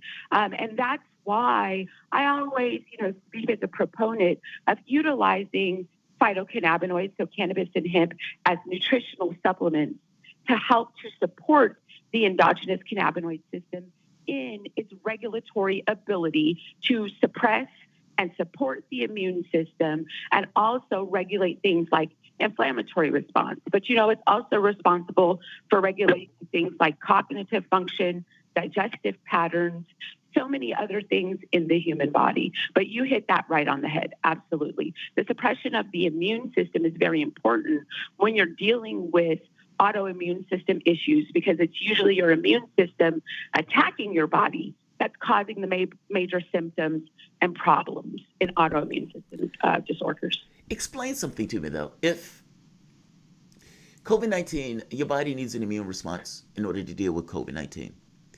If the specific lung response, where it creates this kind of autoimmune condition that, like, for example, when Donald Trump was in the hospital and the doctors sounded like they were being, deceptive and trying to explain that stuff. Part of what they did say, though, was preparing for the second segment. And I think what they were trying to get across is COVID hits, and it's not specifically just the symptoms that you're seeing. It's also this kind of secondary immune response or this inflammation response where it looks for weaknesses and almost like undermines the person's weaknesses. But don't you need an immune response for that? Like, even if it creates an autoimmune response dealing with the lungs itself, fair enough. And the scarring of the lungs and a person dying immediately from that, fair enough. Is it just one of those things where that specific condition is so dramatically and radically bad that the effect or the knock on the immune system that the person may get by inhaling or taking in that pot matters less? Because I'm trying to understand it. If indeed this is an immune system thing where you kind of need your immune system to get rid of COVID-19, undermining it seems to not be a great thing. No, the immune system is very complex. It's very complex, as well as the endogenous cannabinoid system. Unfortunately, there's not enough research specifically about the endogenous cannabinoid system and how it regulates every system in the body, including the immune system, for us to have definitive answers about the function and physiology on the way that it works. Generally, though, when you're talking about an autoimmune system disorder, which it seems like this SARS-CoV-19 actually is, it causes dysfunction in the autoimmune system. You definitely want that suppressed because it's not just the lungs and things that you're dealing with there. If you have, comorbidities, other underlying conditions, things that you're experiencing with a heightened immune system response, just the lungs and that issue, the breathing issues and the scarring of the lungs are not what you have to worry about. There's a number of other immune system responses that can lead to organ and system failure. So actually the suppression of the immune system in this particular case is a positive. It is 100% a positive. But then when you think again about using, a phytocannabinoid supplement, you're actually helping to supplement and regulate the other systems of the body, including the inflammatory response that's going to help in this case and in this issue. So suppression in this case is definitely a good thing and also necessary. Let me ask you this. Do they know how COVID-19 screws with the histocompatibility complex within the body? I mean, because if you have basically a virus and basically the body is responding to it in a way that is making it act as if it's attacking itself, like, how do they know what mechanism that's affecting, that's creating that specific effect where the body is saying, this is not of me, in which case I'm going to basically go after me? Because something has to take place. I mean, typically your body has that's a histocompatibility complex, this ability to recognize you versus not you. And having this capability, a virus is basically switching that on in some way. Do they know the mechanism that creates that effect? In the research that I've read, no, I have not identified a definitive answer there when it comes to the COVID-19 specifically. No, I have not. One of the positives, though, that I also want to say in the research that came out previously in regards to the COVID-19 and possibly using THC, as not only just a preventative, but also a way to reduce the number of receptor sites. And this also speaks to the suppression of the immune system. It actually can help to reduce the number of receptor sites that COVID can actually take hold into the system. So that's another layer of the immune system suppression that THC is actually beneficial in helping with a specific COVID-19 diagnosis. So in a therapeutic manner and also a preventative manner, utilizing THC can help to not only lower the number of sites that COVID has to take hold, but actually, again, suppress that immune system and help with that inflammatory response so that the adverse effects of having the disease are lessened. That's awesome. I'm fascinated by that. I mean, like, we're in Maryland. And, you know, of course, in D.C., we had a gentleman on last night that was yesterday, that was instrumental in ensuring we're getting pot legal-ish in D.C. It's legal to have, not legal to buy. And so you can come up with ways around it. But the medical aspect of this, they for so long acted as if pot had no medicinal effects. And now we're finding out that's not entirely true. Is there something that you would want people to know about, like you said, California cannabis industry, about pot in general, or about marijuana in general, in regards to maybe the potential for legalization, the potential upside for the legalization, or maybe even the potential downside, if you want to say it. But basically, something about for other states that are thinking about legalizing marijuana. I think they're trying to do it in Richmond at some point. Like the upsides, the downsides, the things that people need to be aware of. You live in California, you are in the thick of it. You would definitely know more so than many of these other states. And maybe within a minute and a half or so, or for that matter, anything you want us to know about it. The question doesn't have to be taken. The question is pretty broad in the way that it's being asked. Sure, no problem. I think that what I want to get across is nutritional supplementation of the endogenous cannabinoid system is actually a necessity to help to maintain and sustain the human existence. So the only way that you can actually supplement that system nutritionally is through phytocannabinoids. You can only find phytocannabinoids in the concentration that we need for proper supplementation through cannabis and hemp. What we should really be looking to do is treat these substances as, number one, agricultural commodities because they grow. Treat them like that. Look at them more as like a vegetable or, like a food sort of supplement. And number three, when it comes to the regulatory side of it, we should be looking at deregulating these particular substances. Sometimes legalization, like the case of California, makes the industry very difficult to function properly. Because when you get laws and different things involved, especially when it's on a city-by-city or county-by-county basis, such as in California, it makes regulating the substance very hard. We should really look at changing our mindset, looking at it as nutrition as opposed to drugs, deregulating it, and then educating the populace and the medical community on ways to use it properly and how it can really help to regulate all those systems in the body that I named and really bring around a true health and healing for the general public. Dr. Jenkins, I want to thank you so much for coming on. Dr. Jenkins is traditional naturopath, registered master herbalist, and founding president of the California cannabis industry. Thank you very much. We'll be back in a moment. You guys are listening to Fault Lines with Thomas and Stranahan.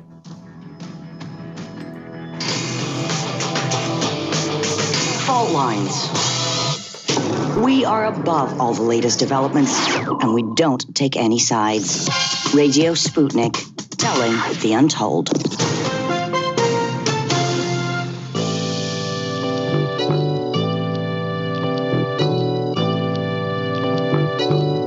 What's the most important hour of the day? It's the Critical Hour with Dr. Wilmer Leon. On this show, we don't just deliver the latest headlines. We divide the real from the fake. Tune in to hear from some of the most brilliant political minds of today. Get in-depth news and analysis that goes beyond the surface and dig straight into the details. Set your clock to the Critical Hour for a news perspective unlike any of those other guys. Tune in to the Critical Hour with Dr. Wilmer Leon, weekdays 6 to 7 p.m. Eastern, and catch us on Facebook Live. You're listening to Radio Sputnik. We are talking 24 hours a day, 7 days a week. You are listening. We give you the most essential out of the endless information space. Radio Sputnik, telling the untold.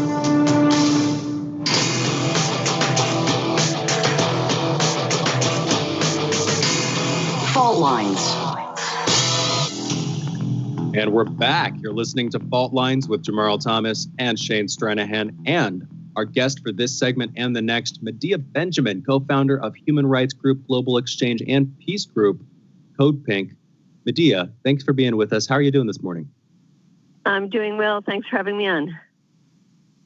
Great. Thanks. Thank you again for joining us. All right. We're talking about an article you wrote, co-wrote, I should say, but you and Barry Summers wrote, published in Salon a couple of weeks ago, talking about surveillance drone usage, not abroad, but in the States, which frankly should be just as alarming if we're going to take the altruistic universal view. But I admit will probably strike Americans' hearts a little bit more harshly than knowing that we're flying Predator drones in the Middle East somewhere. Can you please talk about what you found out, what the research you were doing showed specifically?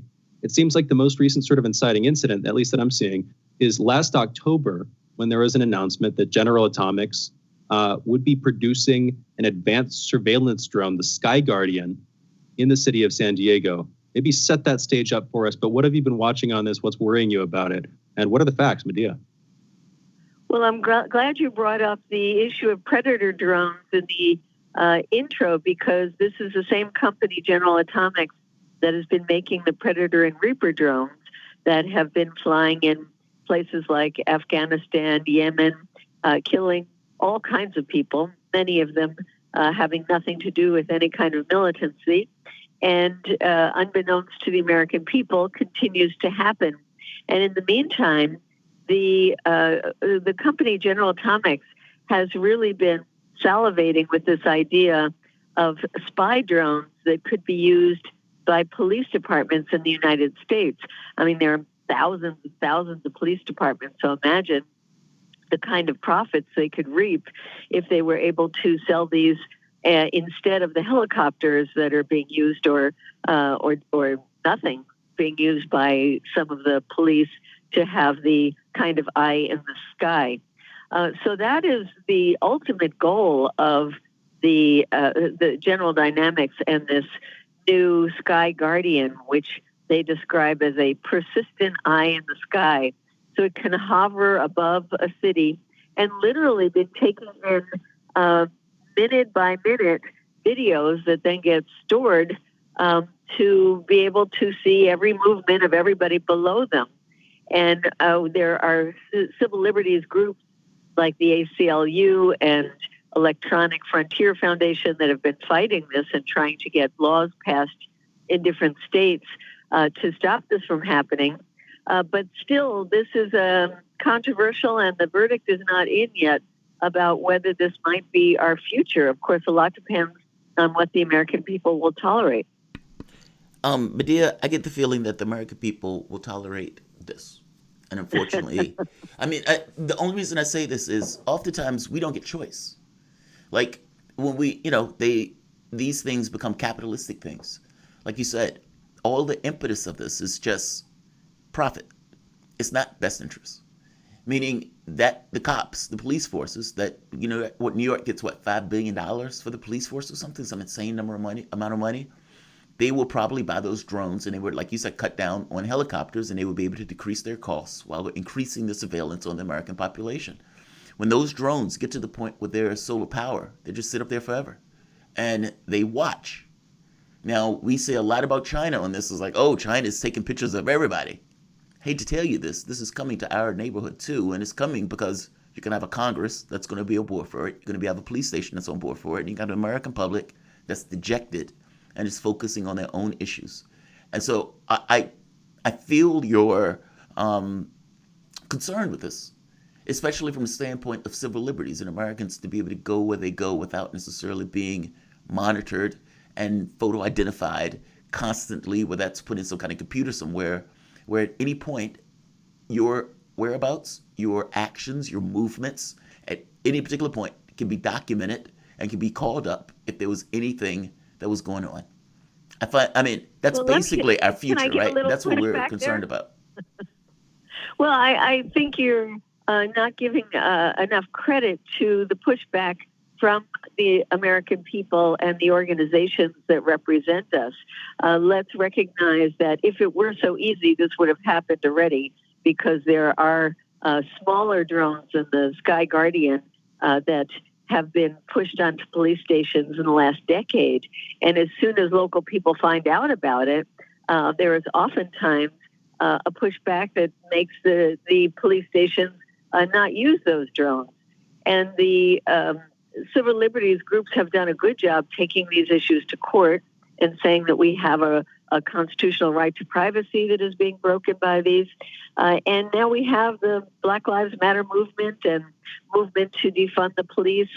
So spending a lot of money on things like these spy drones is not something that's going to be done easily. And when these drones were seen, for example, not the Sky Guardian, but much smaller drone, above the skies in Minneapolis during the protests, people got very angry about it and contacted their elected representatives and their police departments and say, why are these drones, which were drones that were designed to be along the borders, which we should be protesting against as well, why are they flying over our cities? And this isn't a left-right issue. There are many people who would consider themselves conservative who don't want the government spying on them, who want a smaller government, who believe in civil liberties. So there has been already a lot of pushback. In fact, as I say in the article, the original test run in San Diego that was supposed to take place as part of this idea of police departments using this received such criticism from the public that they changed the purpose of the flight and said, no, it's for looking at the infrastructure of the city. So yes, there is a lot of pushback already on this. That's good to hear. That's heartening. That is one of the rare heartening things that we hear on this show. In its own weird way, I admit, it comes under the shadow of the story you were just talking about, of the fact that these drones have been flying for years, you said up to a decade. I wanted to get into another side of this, though. You said we fly those drones over the borders. In fact, it seems we fly Predator drones. Again, the name itself is striking. The same drones we use to bomb people overseas, we use to fly over our borders. Can you just get into that a bit? Why do we do that, Medea? Well, yes, and particularly over the southern border. And this is part of the surveillance that has been going on and the militarization of the border that has been going on and predates Trump, when there has been permission to use these very large and sophisticated drones only at the borders. And, then when people say, oh, well, we got to protect ourselves from the southern hordes who want to come in and invade our country, and then slowly but surely you see those very same drones being seconded to police departments in different states, and then used, as I mentioned, when there are protests happening. So these things that we fail to protest when they're killing people in Yemen and Afghanistan and Iraq and Syria then come to our borders, and then from our borders, it's very easy for them to creep into our cities, or easier. So yes, we have allowed them to be used on the border to the peril of people on the border, as well as to the peril of normalizing these in the United States. Thank you, Medea. That was admittedly a kind of a dummy question. I knew where you were going to go with that, but I wanted to hear you say it. That's an important side of this. We have a couple of minutes here. I wanted to ask, what would you recommend that people do? You were talking about the Electronic Frontier Foundation, the EFF, you mentioned the ACLU. These are a couple of established nonprofit organizations. I'm guessing part of what people can do is to support their work, to join in, if there are petitions, to sign them. But what else? You're talking about local politics. That's the local arena. How would you recommend that people get involved? Specifically, another side of this, how would you recommend that they get informed on what's going on both nationally and locally in their communities? Medea. Well, the ACLU has a wonderful website where they show state by state where things stand. And that is very useful to see what's happening in your state. The other is that this is really part of the defund the police movement. So I would say supporting the Black Lives Matter, defund the police is part of it. And we tie it into also defund the Pentagon, because let's face it, where's the money for the research for all of this coming from? It's coming from us, the taxpayers, who are giving it to these companies. So join us in our efforts that are really going to ramp up this year on calling for significant reductions in the Pentagon budget.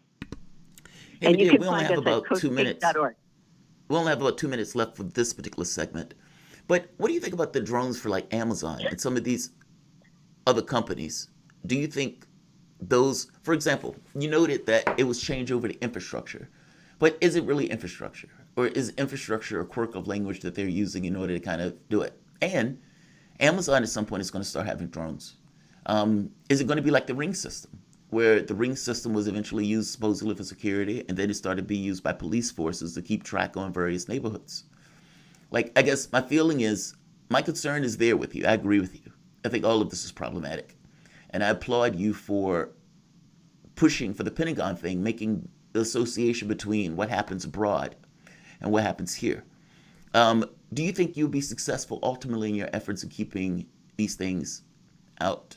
And there's about 1 minute left before we have to go to the break. And maybe that's unfair. So let's do this. Let's take an early break. And we are speaking with Medea Benjamin, co-founder of human rights groups Global Exchange.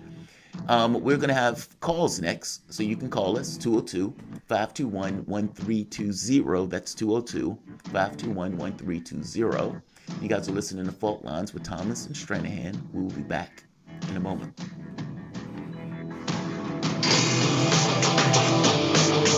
Fault Lines. Radio Sputnik.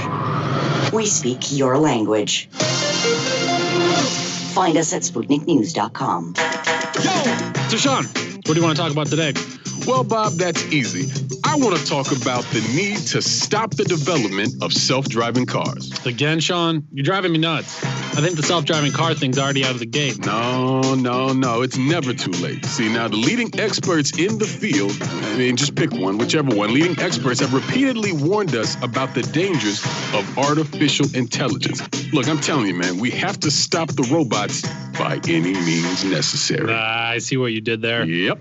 Tune into our show By Any Means Necessary daily from 2 to 4 p.m. Eastern Time on Radio Sputnik. And don't forget to call in at 3:20 p.m. to our studio number 202-521-1320. And if you miss us live, check us out on SputnikNews.com, Spreaker, iTunes, iHeartRadio, Spotify, or wherever you listen to podcasts to stay up to date on the latest political, social, and economic movements shaping the world around us.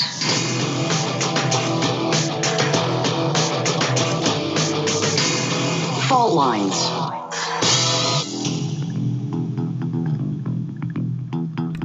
Welcome back to Fault Lines. My name is Jamarl Thomas.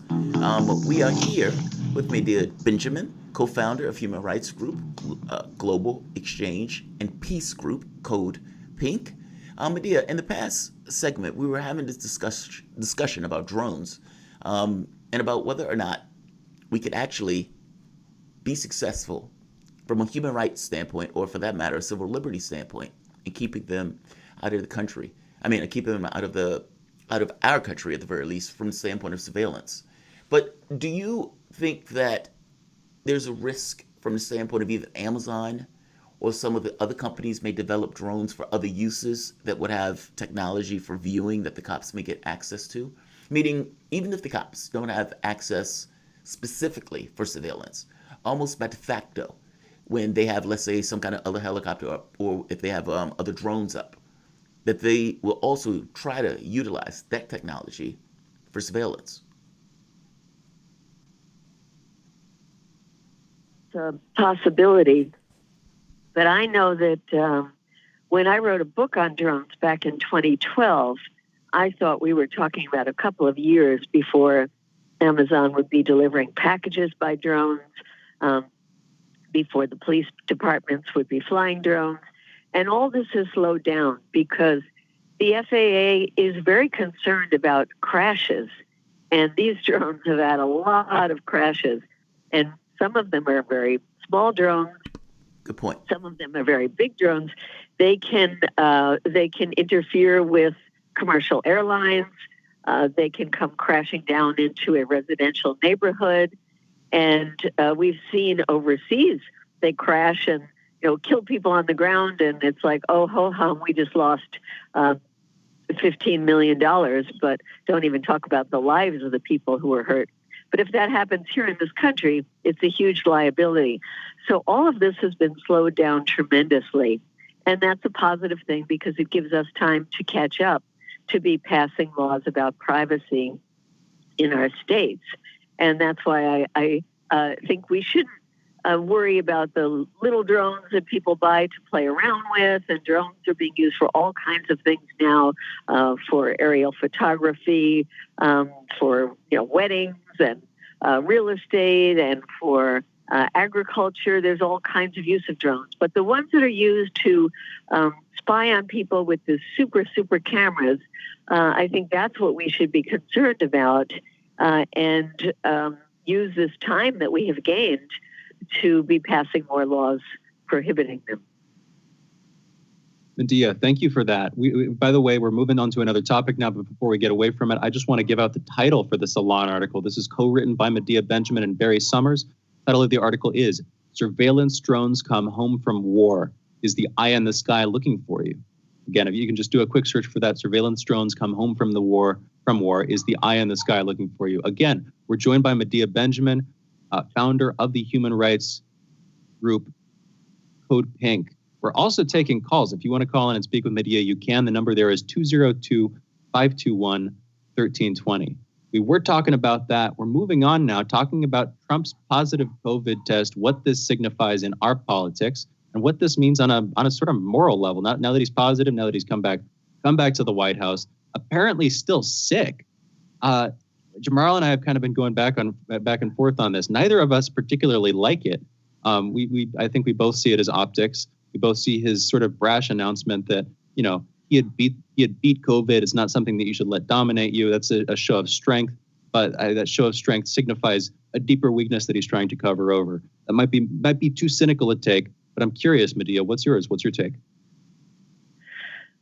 My take is that he's sending out a message that he is this superhero, that he is invincible, that he's now had and dominated this disease, and that he was right all along, that we can live with this, despite the fact that over 200,000 people have died from this. And I think as a result of what he's saying now, many people are going to be less careful about wearing masks. I thought it would be just the opposite. I thought when he got the disease, it would be, okay, now we're going to take this seriously. When he said, I learned a lot about it, I thought, all right, the guy's humbled a little bit, a notch, and he's going to say, yes, let's all start wearing the mask. Let's all practice social distancing. I'm not going to do these super rallies of super spreaders anymore. But it seems that he's just the opposite, which is, I survived this, so can you.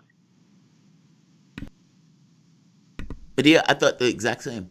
I thought it was a horrible display. Like, from the standpoint of a president going out after 200,000 people are dead, after 7 million people are infected, and he's like, dominate the virus. What are you talking about? It's a virus. You know what I mean? Like, I've met people here in Maryland.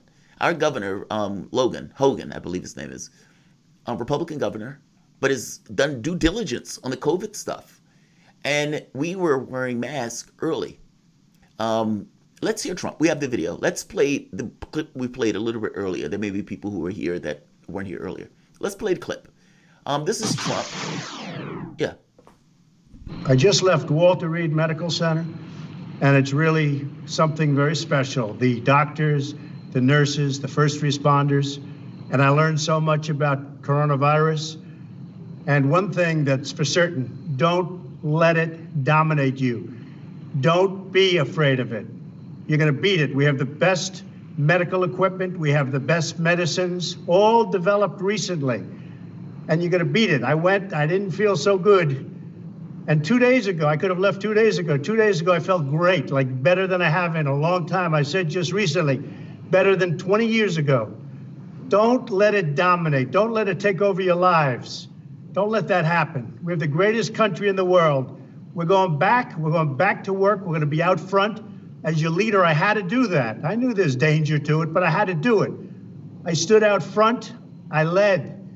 Nobody that's a leader would not do what I did. And I know there's a risk, there's a danger, but that's okay. And now I'm better, and maybe I'm immune. I don't know. But don't let it dominate your lives. Get out there, be careful.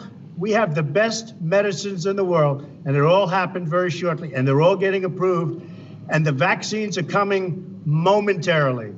Thank you very much. And Walter Reed, what a group of people. Thank you very much. Now, the people who are on my channel and that are seeing the video, what you're seeing is a president that is laboriously breathing. He's having a difficult time getting in oxygen and getting that oxygen out despite the commentary. You have another situation where Donald Trump was in Walter Reed pretending he was writing something, but it was a blank sheet of paper. You have another situation where Trump was trying to talk. He was coughing and they edited out the cough. And you can see the beginning, and then it stops. It's the weirdest looking thing in the world, especially if you have it on as a GIF and you just have it playing over and over and over again. Medea, this is not a healthy man. And look, I get it. You don't want to look weak. I get it. 1000% get it. Men kind of behave that way just from a social standpoint. But it gets to be a certain point of ridiculousness. That's like women saying black men shouldn't wear flaming white flip-flops. It's like, why not? Well, it's not manly. What do you mean it's not manly? What does that even mean? And this is kind of the way I feel about this. Even more ridiculous. If you're ill, you're ill. And the good example would have been for Trump to just get well. I mean, honestly, as opposed to this, which gives across A, I think a horrible impression, and B, is putting his life at risk for the theatrics of the horrible impression. Am I missing something here? I mean, this seems ridiculous to me. Well, it's not just putting his life at risk. It's all the lives of, first, people around him, whether it's the stunt he pulled in the car when he did the photo op outside Walter Reed. Yeah, the Social Security, the Social Service people who were stuck in the car with him. That's right. But it's the larger public. I mean, we keep waiting for him to realize that this country is the worst in terms of the spread of this disease. And when is he going to recognize that he needs to really be a leader and tell people not only to wear masks, but to stay home if they can? And instead, he comes out of the hospital and says, get out there. Don't let this dominate your lives. Meantime, the cold weather is coming. People are going to be indoors more. There's going to be more spreading of this disease. And all he cares about is November 3rd. And of course, he's already said that he can't lose the election unless it's rigged. So he's preparing his base that way. But I feel this man is a danger to our health, a danger to our democracy, and the most incredible narcissist that when he comes out, whether he's healthy or pretending to be healthy, the message is you're not going to die from this disease. The people who die are people have pre-existing conditions or they're old people. So the rest of you get out there. Let's build this economy again, especially in the next couple of weeks, and elect me for another 4 years. And that's all he cares about. And meanwhile, we're not going to get a handle on this disease, and it's going to get a lot worse in the winter. Can't help but agree. Sad to say, I think you're right. I mean, this also comes, this is a little bit ironic, maybe ironic that it's coming out this morning. Boris Johnson over in the UK, who notoriously got COVID, developed a serious illness, health complications from that. In an address to the Conservative Party on Tuesday, that's today, I'm going to quote here. He says, "I have to admit the reason I had such a nasty experience with the disease is that although I was superficially in the peak of health when I caught it, I had a very common underlying condition. My friends, I was too fat." End quote. That's the bluntness I suppose a lot of people have come to expect from him. He's saying that he lost 26 pounds. That's almost 12 kilograms since he recovered from the disease. We all see the same thing at play here with Trump. I'm not sure if that's going to lead to. I love the introspection. Yeah, I don't know if it's going to lead to a change of heart, though. I mean, I don't know. like you're saying, Medea, I see the signs of narcissism. I see some of that stuff too. People say that maybe that's a prerequisite for becoming a president. I disagree, but it certainly helps to, put yourself to the front of that platform. But Medea, do you think there's going to be anything from, I'm guessing not, but do you think there's going to be any sort of change of heart or change of compass in terms of where he's going? Jokingly, I've heard people say, maybe he gets COVID, he gets out of the hospital, and he has some sort of spiritual awakening. But I don't know that this is going to be a near-death crisis. I don't know that he's going to come to that. Do you see any hope for that, Medea? Well, we already saw that that's just not going to happen. We saw it when he did the drive around in front of the Walter Reed Hospital. We saw it when he took his mask off as he was going into the White House. And we saw it in the statements and the videos that he's made. He has learned absolutely nothing from this, except that he has to use everything to his advantage. And now he's taking advantage of the fact that he was reckless, that he got this disease, that they pumped so many different drugs into him that it looks like he's recovering from this. And now he can stand tall and say to the American people, we're going to overcome this. Don't worry about this. Get out in the streets, get out to your jobs. Let's get this economy roaring again. And that's just not the reality that we're facing. Yeah, they pumped him with steroids too. Let's be clear. And yeah, I know from my own experience. And to say he feels better than he's felt in the last 20 years. What the heck is he talking about there? That's so extreme, right? That's so extreme. It's like, yes, Apparently, I might have COVID, but I doctor. feel amazing. Yeah, it's so out there. There's a report from Twitter, let's do this first. Medea, I want to thank you for coming on. We always appreciate you when you come on. Sometimes we're battling and arguing, and other times we have agreement. This is one of those times. Thank you for coming on. This is Medea Benjamin, co-founder of the human rights group, Global Exchange and Peace Group, code PINK. Shane, there's a great story from Raw Story. And apparently Trump's people are very angry at him for coming back to work. It says Trump was so concerned with preventing embarrassing stories that he exposed thousands of his own staff and supporters to a deadly virus. The White House sources say he has kept us in the dark. Now our spouses and our kids have to pay the price. It's just selfish. It's just selfish. That's an understatement. That's a profound understatement. Let's do this. Let's take a break. You guys are listening to Fault Lines with Thomas and Stranahan. We will be back in a moment.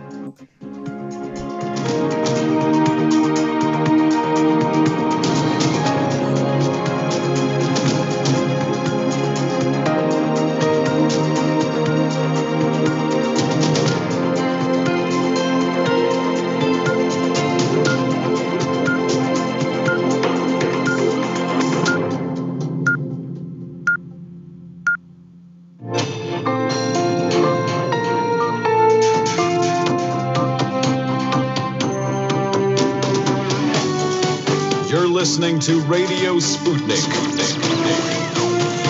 Telling the untold.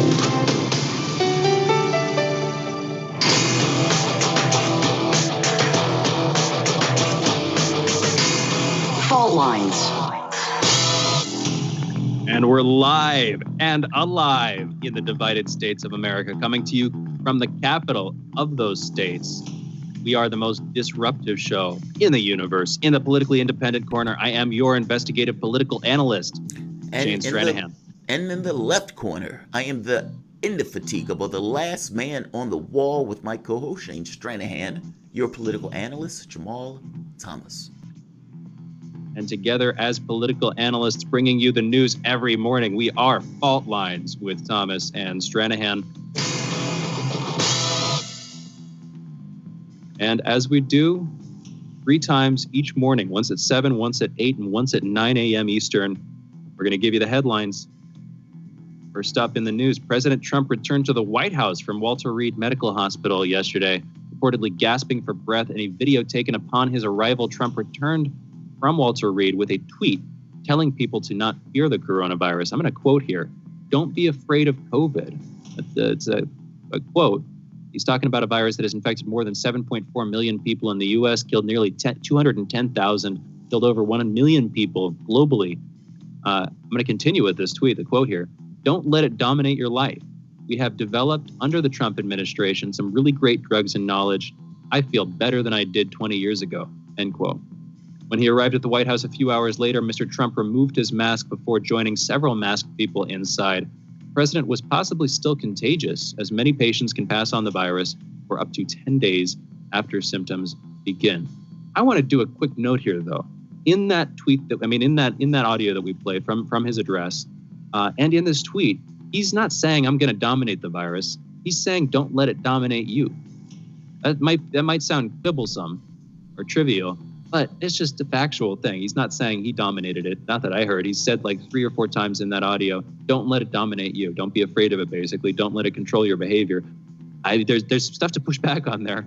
I've certainly let the virus control my behavior. I've changed my travel plans. I've done stuff like that. You know what I mean? That seems like a pretty reasonable response if you see a serious illness going around. Frankly, if my family member gets like the flu or something like that, I would prefer that they like hang out in their room and I'll bring them food. That's just the flu. With COVID, it's certainly, it doesn't seem like that much of a stretch to expect people to modify their behavior. Anyway, what's your take on that? Believe it or not, I understand where Trump is coming from here. Like that's the wild part in all this. I get it.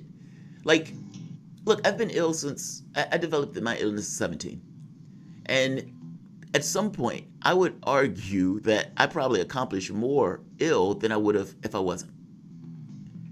Now, that's a weird psychology, but it's true. I mean, like you get to the point where you have in your head, I'm going to do this, and you become obstinate, and in becoming obstinate, I am not going to allow X to dominate my behavior or my actions. Now, under normal circumstances, every doctor or every nurse that you go to will say, let whatever dominate you, only because their perspective and what they're paid to do is to ensure that you stay alive. Now, they're paid to do it. So their perspective of it is not necessarily your best interest, only your physical health. So there's a difference in those things.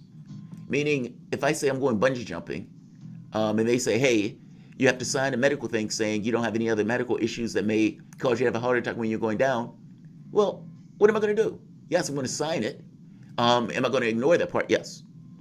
When I went skydiving, you have to sign the same contract. If you die as a result of this, your family can't sue, et cetera, and you have nothing going wrong. Nope, no issues, nothing wrong. I'm jumping out that plane. It's and maybe the word dominate is the thing that's throwing me. But there is something to be said for being assertive in proceeding with your life with a certain degree of imagination and a certain degree of intention and trying to do what you want to do. But there's caveats. And the main caveat here is that you have to deal with real things, meaning I have real limits. You can't stay in the water for 20 minutes. You can't fly. And in my case, I have to get treatments or something else in order to keep do. But everybody has those limits. And so in this case, you get a virus, you stay home. That's a limit. That's not what I want to do. Right now, I would prefer to be out the house, doing something else other than being stuck in the house with COVID. It's just a limit. It's what you have to be stuck with. That's why I get them. But at the same time, I'm like, no. You know what I mean? Like it's this kind of nuance of I get what you're trying to say, but what you're trying to say doesn't deal with the reality of this very specific issue. But we're doing headlines. I'm sorry. Oh, no, you're good. No, I'd asked you about that. I hear you too. I hear what you're saying. I mean, the other part of this is a whole conversation about leadership. The phrase performative masculinity came to mind, but that's just a leftist take that I don't actually agree with. I mean, he's having to put up a front. No, I don't think that's a leftist take, performative masculinity. I mean, that is what this totally is. Well, it is what it is, but that's to be honest, the left. I've never heard that term. I've loved the term, but I've never heard it. Performativity, that idea, or this idea of performing your gender, acting out the role that you're expected to play in society. But frankly, we expect that from our leaders. We expect, whether they're a man or a woman, it's not that you expect them to be masculine. You expect them to lead, which means showing strength, sensibility. Problem here is he showed more strength than sensibility. And I mean, there's this other side of it where, you know what? Let's just get to the next headline. Let's just do it. We've got more news to report. The CDC says airborne transmission plays a role in coronavirus spread in a long-awaited update. This follows a website error last month. They acknowledged the potential to become infected with COVID-19 through airborne transmission, but particularly in enclosed spaces with poor ventilation. That long-awaited update states, quote, there is evidence that under certain conditions, people with COVID-19 seem to have infected others who were more than 6 feet away. These transmissions occurred within enclosed spaces that had inadequate ventilation. Sometimes the infected person was breathing heavily, for example, while singing or exercising, end quote. Under those circumstances, scientists believe that the amount of infectious smaller droplets and particles produced by the people with COVID-19 became concentrated enough to spread the virus to other people.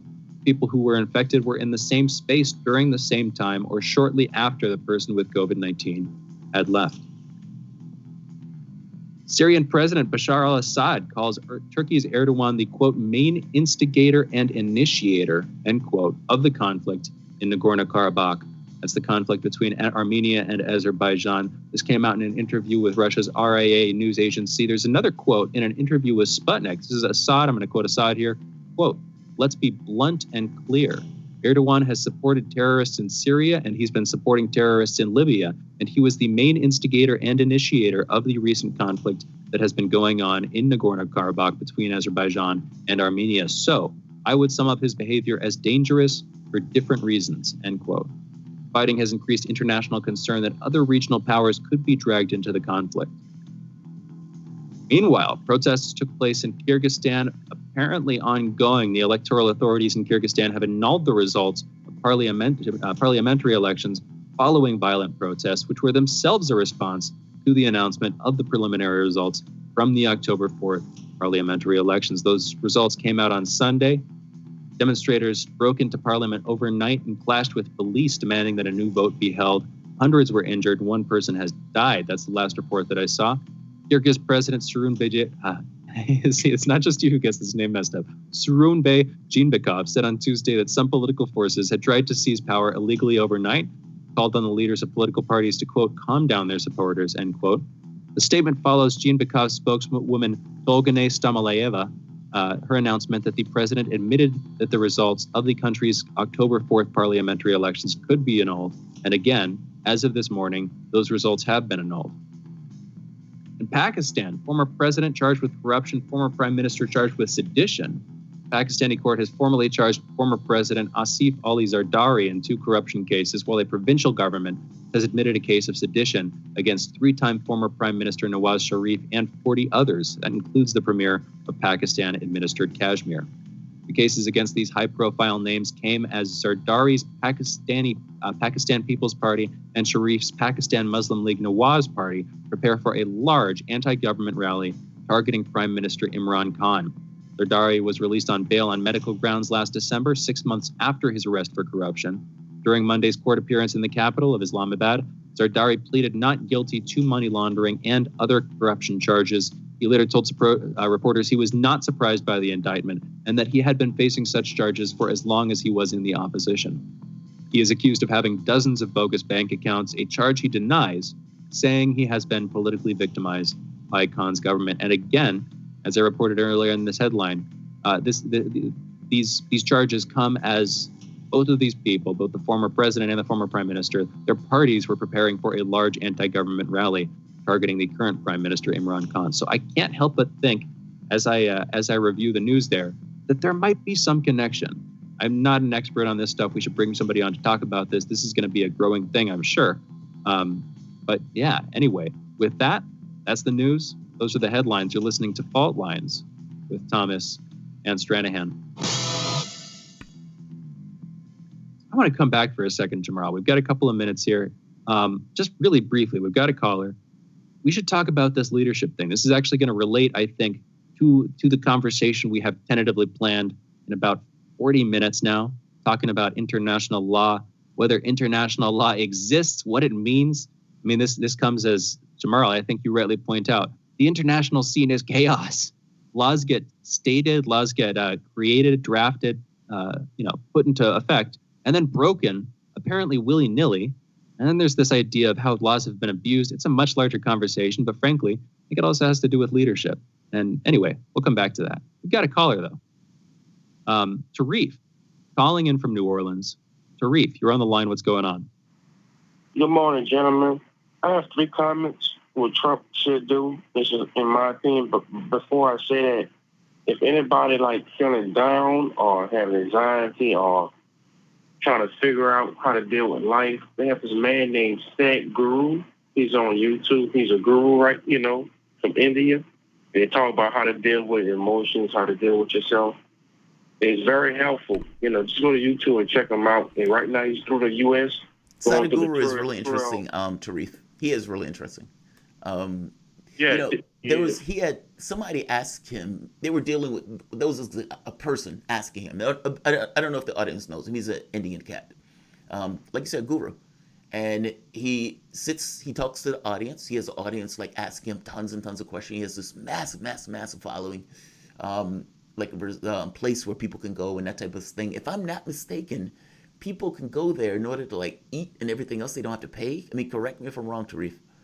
But he answers people's questions and tries to kind of help them process their life. Tarif, there was one of the most interesting ones that somebody asked that I remember to this day, even though I heard it years ago, where somebody asked them, like, how do I deal with bad times? Like, how do I deal with rough, difficult things that happen? And he made the point, like, if something bad happens to you, does it affect that bad thing by being really upset about it? Like, meaning, if there's bad things that are happening in the world, does it make that bad thing better by you being upset and cranky about it? The person says no. Does it affect you, by being upbeat about it? The person says no. He says, then if you have to have a choice, why not be upbeat about it? And the person's like, that's interesting, but that's not really the way people process the world. Like, he's a fascinating guy to hear, to listen to. So I agree with you, Tarif. The guy's name is Sadhguru. But go ahead, Tarif, I'm sorry. Keep going. We have about 2 minutes or 1.5 minutes. All right. Well, my 3 comments is it's one comment, but excuse me. There's 3 executive orders President Trump needs to sign. A better insurance program. I'm leaning towards the single payer. The medical use of marijuana, that helps also with COVID-19, what some studies say for medical use, or just the use for cancer and AIDS and other things. And my 3rd thing, like I said about 4 months ago, we need to sign an executive order for therapeutics that's showing good results in the trials that's going on in the United States and throughout the world, where other countries use it to fight COVID-19 and maybe other diseases as well. And yes, that does involve ACQ, hydroxychloroquine, and other drugs. If a person don't want to take it, Jamal, they don't have to take it. They can take maybe some steroids, a high dose of vitamin C or D, prescription vitamin D, because I heard that helps, or other things. You need to sign an executive order protecting pharmacies and doctors so they can go back to fill out prescriptions for that again. That's all I want to say. And thank y'all for letting me call in. No, man, of course, always. The call-in segment is always open. So 202-521-1320. Let's wrap this. You guys are listening to Fault Lines with Thomas and Stranahan. Stay tuned. We have some awesome guests coming up. Lee Camp. We'll be back in a moment.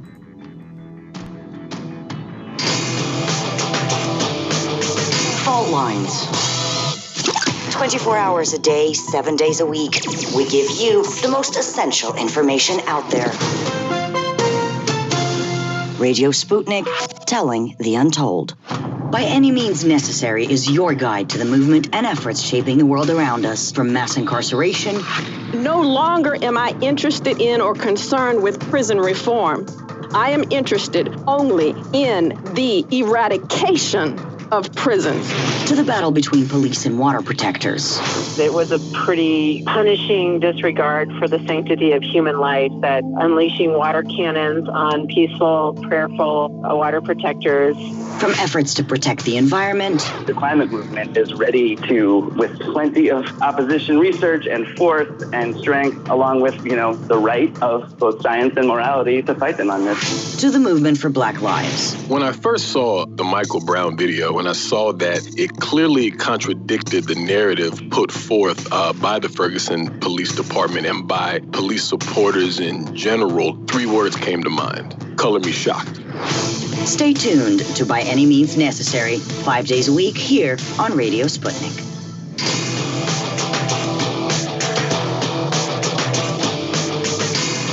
Fault Lines. Welcome back to Fault Lines. My name is Jamarl Thomas. I am joined by my co-host Shane Stranahan. We're coming to you live out of our station from Washington, D.C. If you guys live in the area, you can catch us at 105.5 FM and 1390 AM. We're also kicking around in Kansas City at 102.9 FM and 104.7 FM. Also, if you guys are digging what Shane and I are putting down, whatever platform you're consuming us on, you give us a like, give us a share. Also, if you want to join in on the conversation, you can send us a chat, a tweet, and of course, you can reach us at 202-521-1320. That is 202-521-1320.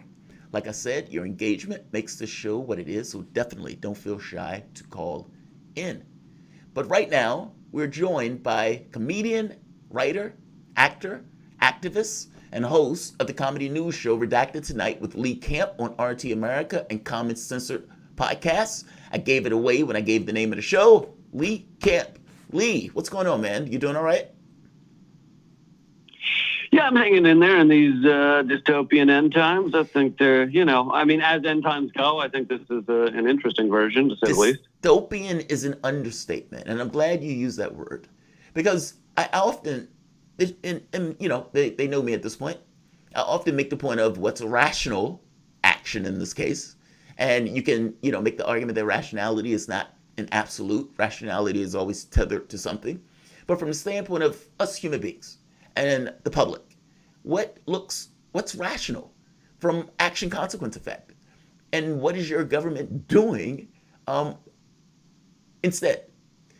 And so you have a president that is infected with a virus, that stayed in the hospital, got a battery of tests, of drugs, some of which were experimental, and he leaves early. Goes back to work with a staff that is terrified and very angry because that staff now knows that they don't know how long that president had been infected. They don't know how long that president was working around with them. They know that president thought it was unmanly to wear a mask and basically put them, their families at risk, not to mention the people who were in the Rose Garden that day. What did you think of all this? Like when you saw all of this take place yesterday, and people were saying, oh, this is the Mussolini moment. This is the North Korea moment, which in and of itself, believe it or not, meaning the president is doing a bit of propaganda in and of itself. And the media and the people that were talking about it were doing propaganda, pretending as if there was no American examples of propaganda, and you had to reach to North Korea to find an example. This is astonishing to me. What did you think of all this? Well, I think we all expect Trump to lie, and we expect him to, do his macho crap where he, tries to look tough. And so really none of that seemed to be a surprise. But what I find, to be the most indicative of how screwed up our system is right now is that he and, many others, not just him, are running around saying, look, he was only in the hospital 3 days. So everybody out there, coronavirus, not that big a deal. You can get through it. His tweet said, don't let it dominate your life. And meanwhile, they're not mentioning that, like you said, he had some of the most aggressive experimental treatments that are out there. They were putting one thing on top of another, remdesivir and steroids and antibodies and oxygen and basically everything they could come up with to make sure he got through and survived this thing. And this is not the reality for almost anyone in America. I mean, you could even be, middle class and not get this treatment. This is reserved for the rich and the elite, and they are proven to generally survive this thing. It's not the rich and the elite that usually die from this. It is far more often either the elderly or poor people of color that are being, just destroyed by this virus. And so this yet again shows the massive inequality in this country. In this case, it has to do with medical inequality, but and it also shows how out of touch the president and a lot of people in the media, the Fox News, et cetera, are, that they are not mentioning that this is not the reality at all for the vast majority of Americans. They don't have access to this stuff. That's basically the point. They not only do they not have access to this stuff, but some of these treatments, particularly the antibodies that you mentioned, the infusion there, that nobody has access to it. It's not supposed to be given out. Experimental, like you're saying. I think you're drawing the exact right conclusion. This is what part of what we were talking about earlier here is it's not so much whether or not he's gotten over it. Time will tell. It's that he came back home. He's triumphing his success, getting over it, basically weathering the storm, however you want to look at it, despite the fact that he received all of these experimental treatments reserved by the medical establishment, apparently, for, if not the rich and the wealthy, at least the most powerful among us. That's what's particularly disheartening about this to me, because again, as a president, I, in some pure cosmic sense, we should all want each other to do well. But what's really disheartening for me is that if he's doing so well after receiving this stuff, the question would be, if we had this stuff more widely available, if people were able to take dexamethasone at lower levels, if that would be useful, or the antibody infusion. We've been talking about that for 6 months now. I guess where I'm going with this is, if the medical establishment thought it would be worthwhile treating him with that, why don't they think it's good for the rest of us? What's good for the goose should be good for the gander. Well, this is how late stage capitalism works, and it's how America works. The poor and the lower class are, in many ways, not just with a pandemic, but in many ways left to die younger than the rich. We see this again and again. Ever since the beginning of the American experiment, the poorer people were thrown like, cannon fodder into the machine, such as, with the coal mining, for example. Many coal miners die in their early 40s from black lung or other maladies. This is just standard operating procedure. When times are tough, the poor are left to die or left to have immense hardship, while the rich and upper class can generally avoid it. And we're going to see this, and we already are seeing it with climate change as well. It's not as big a risk to the rich, who can go, jump from house to house, area to area, to find the one that's most hospitable. As other areas burn to the ground or hit by hurricane after hurricane, they move away. And this is yet again, the poor basically are just a wall that's built up to take the brunt of any type of disastrous crises here in the country. And, yet again, we're just seeing that pattern. But Lee, why? Like, isn't that an interesting question? Because like, let me explain it. What if the political system has gotten people so into the headspace that they accept it? Because ultimately, that's what we're talking about. I mean, we're 30 million people are out of a job. Real terms. And it's probably more than that. I mean, that's just the number that's being counted. Food lines. I mean, you have like food banks where old people are standing in food banks hoping they get meat this week. And you have a political system that doesn't care.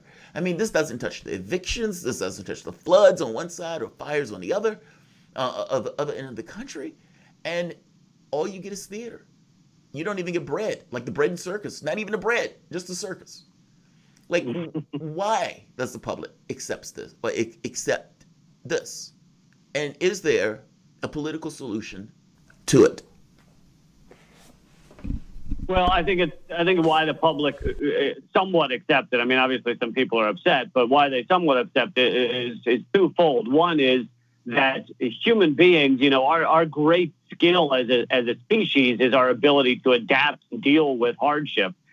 We habituate to things that are truly awful. And we see this again and again. I mean, you're seeing it right now in California with people going about their day to day while breathing in ash as they walk outside. I mean, the world tastes like burning, yet California is still not passing any kind of grand climate change bills. I mean, they're doing little things here and there. They want to get to electric cars by 2035 or something. But, their world's on fire, and they're not really committing the type of change that has to occur. So, the great skill of human beings is that we can adapt to change. And unfortunately, that also means habituate to incredibly difficult and dystopian worlds. So people really do just grow accustomed. They grow accustomed to, well, our politicians aren't really going to help us. and they grow accustomed to a lot of hardship. And then I think the second reason is a lot of people have bought into this two-party system as if it's a choice. It's not a choice. The choice is so similar on the core issues of our lives and our country and our world that the choice is rather subtle. So a lot of people think, well, I just got to vote for the lesser of two evils, and then we're going to fix this thing. But that's garbage. It's not true. It's a fraud. It's a scam, and a lot of people have bought into it. That it is some sort of grand change will come about in the federal elections, while we see that the main machinery of America continues down the same path. I mean, you talk about us getting habituated to an apocalyptic hellscape, but Lee, don't you love the smell of sulfur in the morning? Isn't it like along with coffee and a cigarette? Doesn't it? Is that wake Suffler? You It's what is it? What is this? Not Suffler. What is it called? It's something else. Apocalypse Now? Yeah, no. But it's not Suffler. It's not Suffler. Sulfur, fire and brimstone. No, I don't know. No, it's not brimstone. Lee, what is it? What is it? You know what it is, Lee? It's something else. It's it'll come to me during the show. But it's not Suffler. It's what they were using in Vietnam when they were napalm. You're talking about napalm. Don't you love the smell of napalm in the morning? That's it. Exactly. No, yeah. That was the joke.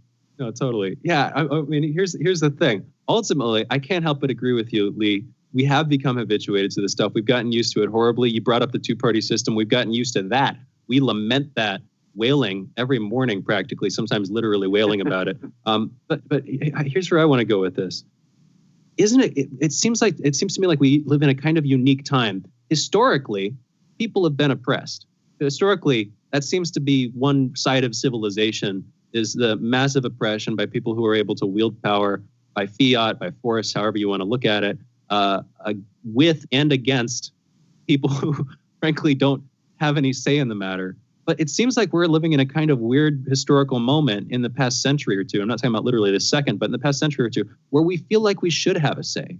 We're with the democracy, with democracy, with the spread of ideas of, legal equality, moral equality, these kinds of things. It seems like that's put into much greater contrast. What's your take on that, Lee? Yeah, I mean, I think it's the great myth of American exceptionalism that we somehow have this wonderful functioning democracy and other countries don't. And it's just us that actually get a say in how things run here. And, meanwhile, a large Harvard study found we were the worst electoral system in the Western world.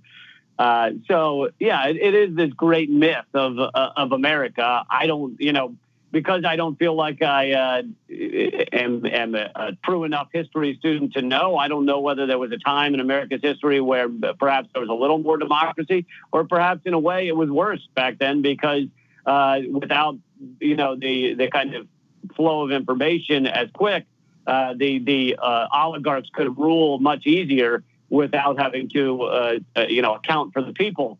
But I think that, this myth continues. And the economist Richard Wolff says capitalism has a democracy problem, and it will always have a democracy problem. You can't have a tiny number of people, the 0.1% ruling over society and expect them to get the votes that they need to keep doing it unless you have a combination of propaganda and rigging the vote in a variety of ways, in voter suppression and everything else. And so that our systems do everything they can. Let me interrupt you for a moment because we need to take a break. No. Yeah, let's take a break. We'll be right back. This is Lee Camp, comedian, writer, actor, activist, and host of the comedy news show Redacted Tonight with Lee Camp on RT America and Common Censored Podcast. We'll be back in a moment.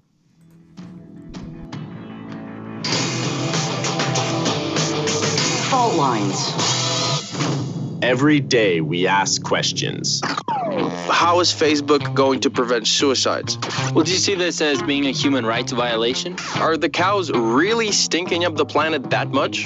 To move ideas forward. A gravitational wave is a ripple in the fabric of space and time. I don't think the launch of the satellite proves anything at all. Where do good ideas come from? We connect with independent thinkers, hear their ideas, and create stimulating debates on real issues. The Dow is in a correction. As I said, commodities across the globe are collapsing. Why is that the case? Because we are in a global recession.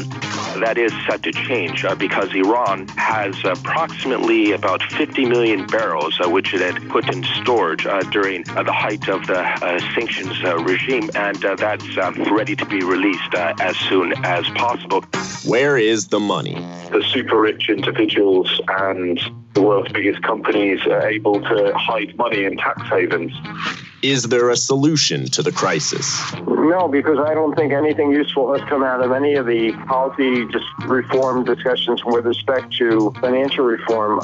They give us answers we aren't always prepared for. What are the chances that the report would make the Israeli authorities to review their policies towards the Palestinians? Oh, probably zero. This recession will be even worse than it was in 2008. But that would be the nasty way for it to happen, you know. But because of Guantanamo, the U.S. is no longer taking so many prisoners, so instead of taking prisoners, they kill people. A lot of people think that he's now unelectable and a bad leader. Wow, there's just so much information to take in. Pay attention, there'll be a test on this later. Taking notes. Welcome to the show. Wow, this is crazy. We're definitely talking sci-fi over here. From 20 years ago, people would never have believed this. Crazy times we're living in. I'm still trying to wrap my head around this story. This is a fantastic story. Yes, it is a fantastic story, and it's a worldwide problem. Welcome to the party.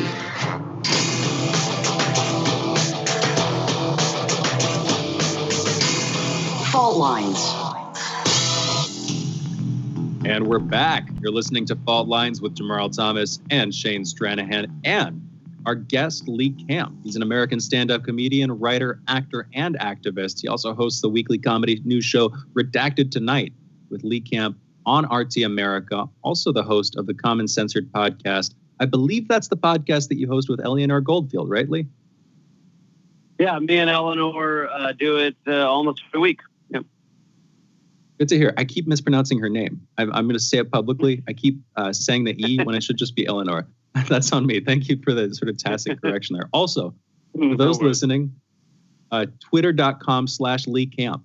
That's a very simple, easy to find. You have a good name for a media, man. I'm just going to be honest. The Lee and the Camp, both of those parts, 7 letters long. Anyway, Lee, thank you for being with us. We were talking about Trump and COVID last segment. We went out talking about fire and brimstone. The fire's literally on the West Coast. I'm not sure where physically the brimstone comes in, but it does seem apocalyptic. I was actually out in California dealing with the smoke from those fires.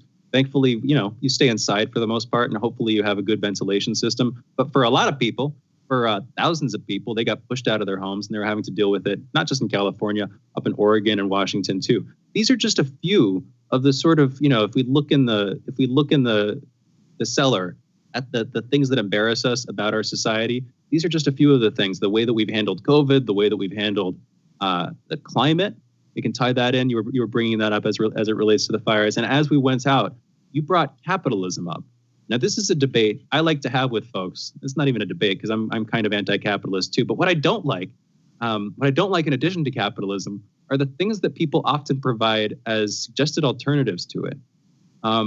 But maybe there's room for it here. I'm gonna let you take the stage and make the case. What do you see as the better alternative? What would you prefer? If you indict the system that we live in now, what would you propose as the alternative for it, Lee?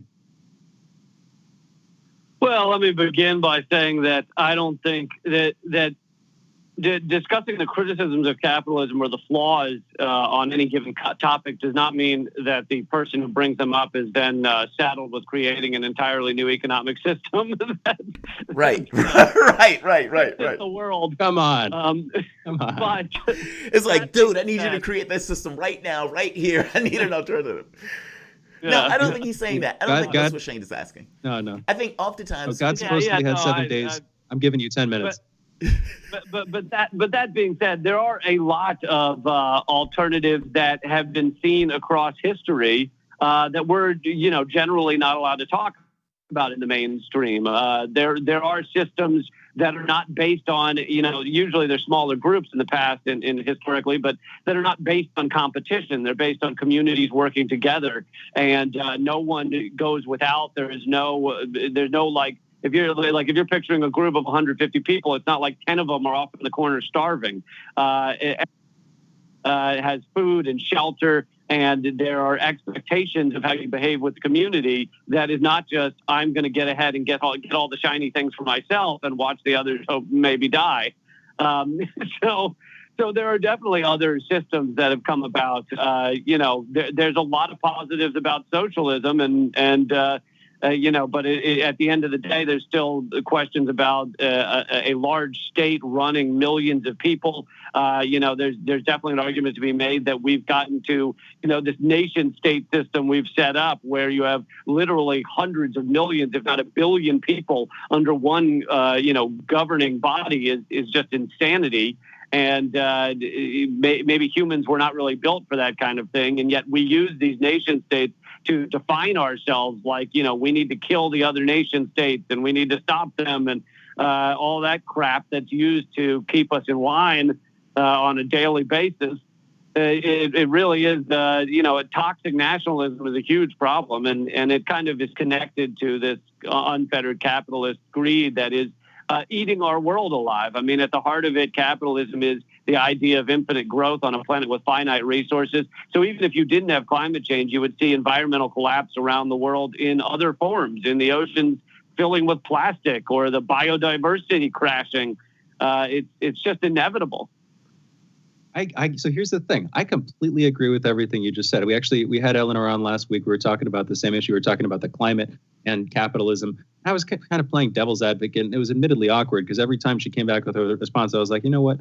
I agree with you. We're on the same page here. Where we sort of settled it was these ideas of mutual aid, local communities. That's kind of where you're getting. What interests me about what you were just saying is this conversation about scale. Frankly, if you have, when we were having the conversation with Eleanor, we're talking about technology and stuff. I brought up the Manhattan Project. That was not a capitalist project. Sure, it was created in a capitalist country, but it was a state-run project for the state's interest. If you have these large-scale states, the same thing if you have large-scale corporations. Things get so unfettered by human need and interest. Things go up to this huge scale. There's also this other conversation. I'm kind of curious about your take on this, about the intense politicization and the weird way that modern mass politics works, where people are expected to engage with these issues that they never really come into contact with in their personal lives. That is their connection to the political system. They vote, they go into the ballot box, they check a number. They're supposed to have followed the news along the way, but it's not like that's actually a core part of that process. It seems like if we had local governments, if we had a resurgence of local governments, you would have people engaging with issues that they care about, that matter to them, that matter to their communities. And on the other side of this, to take the more sort of socialist tack, I think people would care about each other quite a bit more, because instead of dealing with these nameless, anonymous folks, especially on the internet these days, you'd be dealing with people and even if you disagree with them, at the end of the day, you live in the same community, your neighbors, you kind of got to come together to work through your differences. That's my take on that. What's yours, Lee? Yeah, no, I think you're absolutely right. And a lot of what you're talking about comes down to kind of education and example setting, whereas it's useful for kind of our current system to have you, meaning the average person, be apathetic and not worry about what's going on in their, civic society. It's useful for people to go home and be atomized and live in your little self-imposed box of four walls and not communicate with your community, because communities tend to get together and demand things. We see it with unions and we see it with larger protests. But when people are separated and think that their goal in life is just to amass their own stuff, then it's much easier to control us. It's much easier to keep us alone and separated and unable to have a larger level of strength. And so that's why you don't see a lot of education now with younger people, with kids, with teenagers on your, civic responsibility, your duty to the community, how you should all work together in your neighborhood and things like that.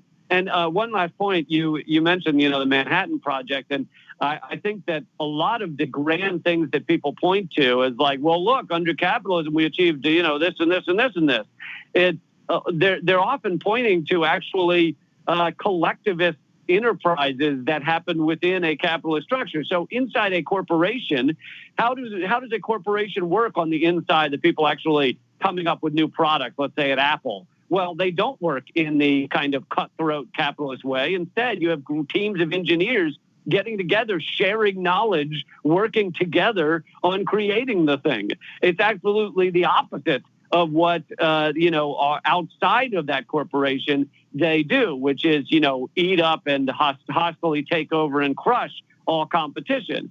So within corporations, they often use the ability of collectivism to achieve great things. But, then we're told outside of that to, crush each other and dominate.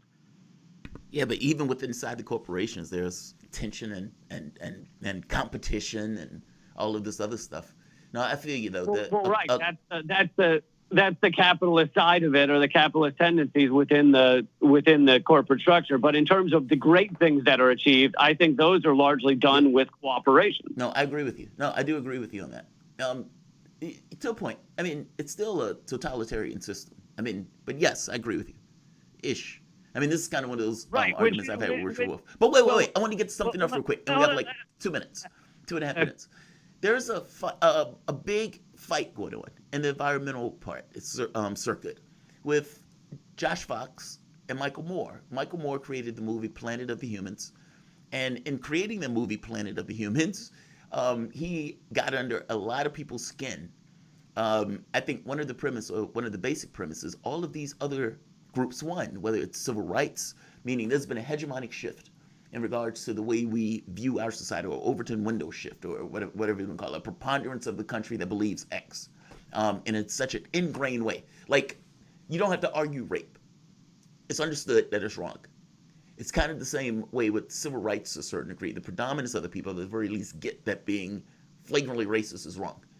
But that hasn't necessarily sunk in from the standpoint of environmentalism. And so the question becomes, okay, what are environmentalists doing that don't win? Now, Josh Fox and Michael Moore have been going back and forth over this.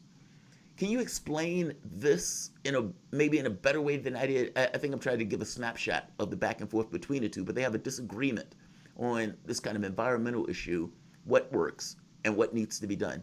Can you give a brief snapshot of that? Well, in terms of Planet of the Humans, it definitely had some flaws.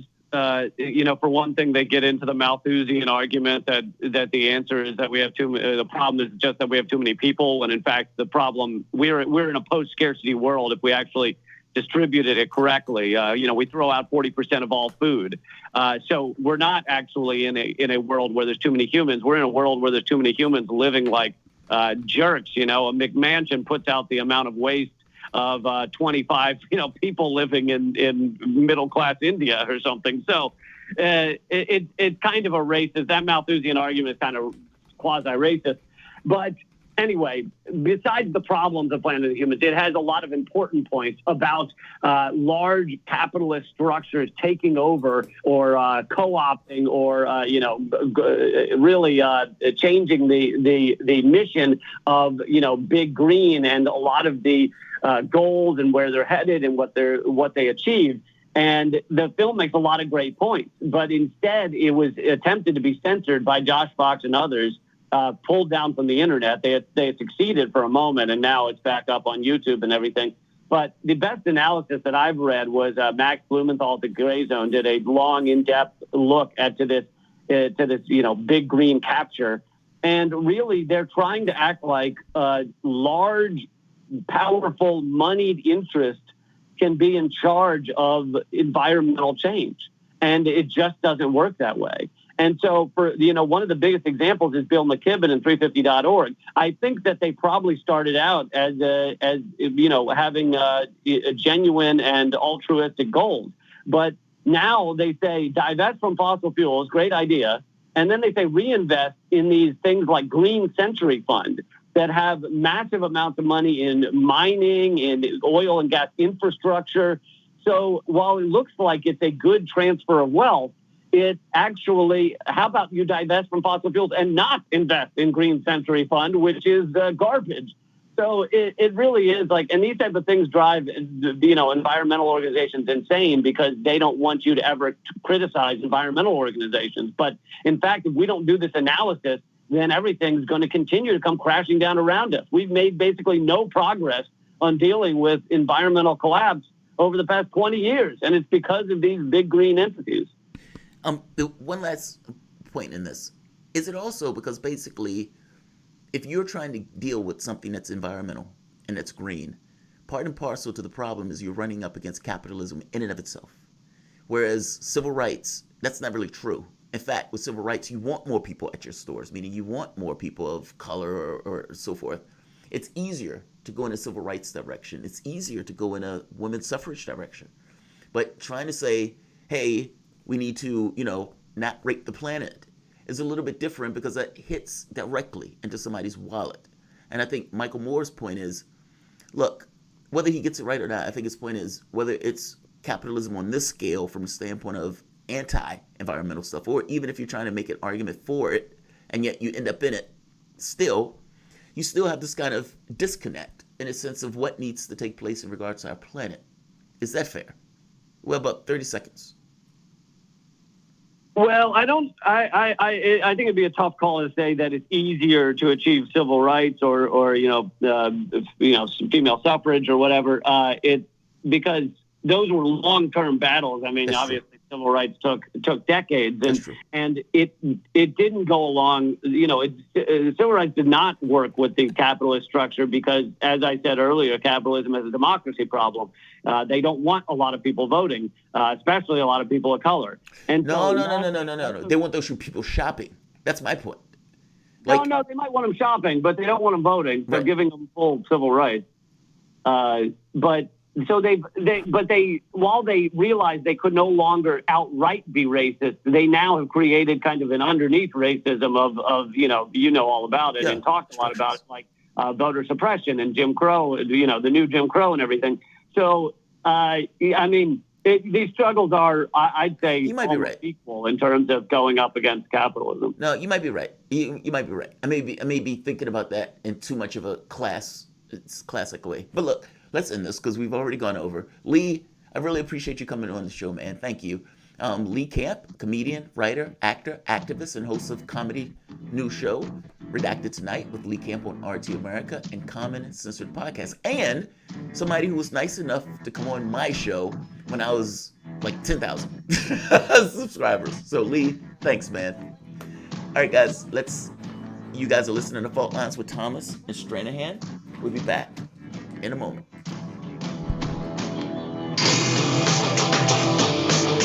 Fault Lines. Breaking news, expert analysis, and exclusive stories, all in one place.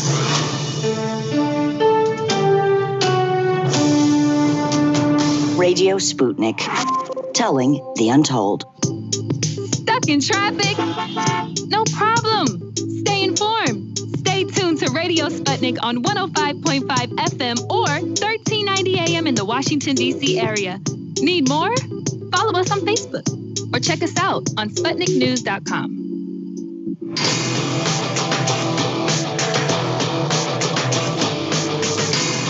Fault Lines.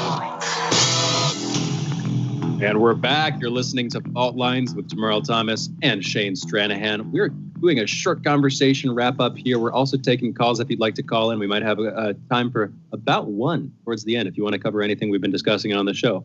But without further ado, I suppose we're going to get into the soapbox segment. In the beginning, here, for those who've been listening for a while, you will know usually during headlines at the top of the show, Jamarl does his monologue right after headlines are over. As many of you have probably noticed, that is switched up so that we do headlines throughout that first segment. Then at 7:15, we go into his monologue. I usually respond to that. This last one, we're still trying to figure out exactly what we're going to do with it. We were thinking maybe I'd do a monologue. I'm thinking maybe not. I'm thinking maybe I prefer a dialogue. I realize that when I do a monologue, I just end up talking. I just feel weird. I'll just put it like that. I'd rather talk with somebody. Here's what we're talking about.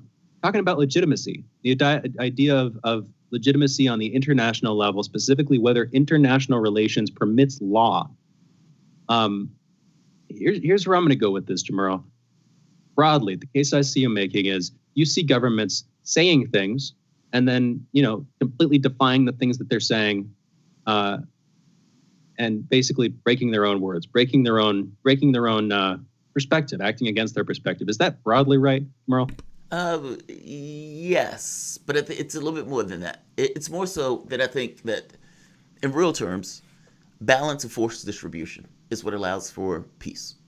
And I don't mean balance of force distribution like at the barrel of a gun, that type of stuff. I just mean that, yes, governments do and say things that are fundamentally dishonest and go against what they say they are, because nobody lies honestly. Meaning, and I know that sounds strange, but what I mean by that is nobody stands and do things nakedly. They tend to do things with the cover of ideology or words or something like that. And on top of that, the force distributions between other countries is what keep those countries at balance, not ideologies. Meaning, if there's a country that is weaker, that country is going to be prey.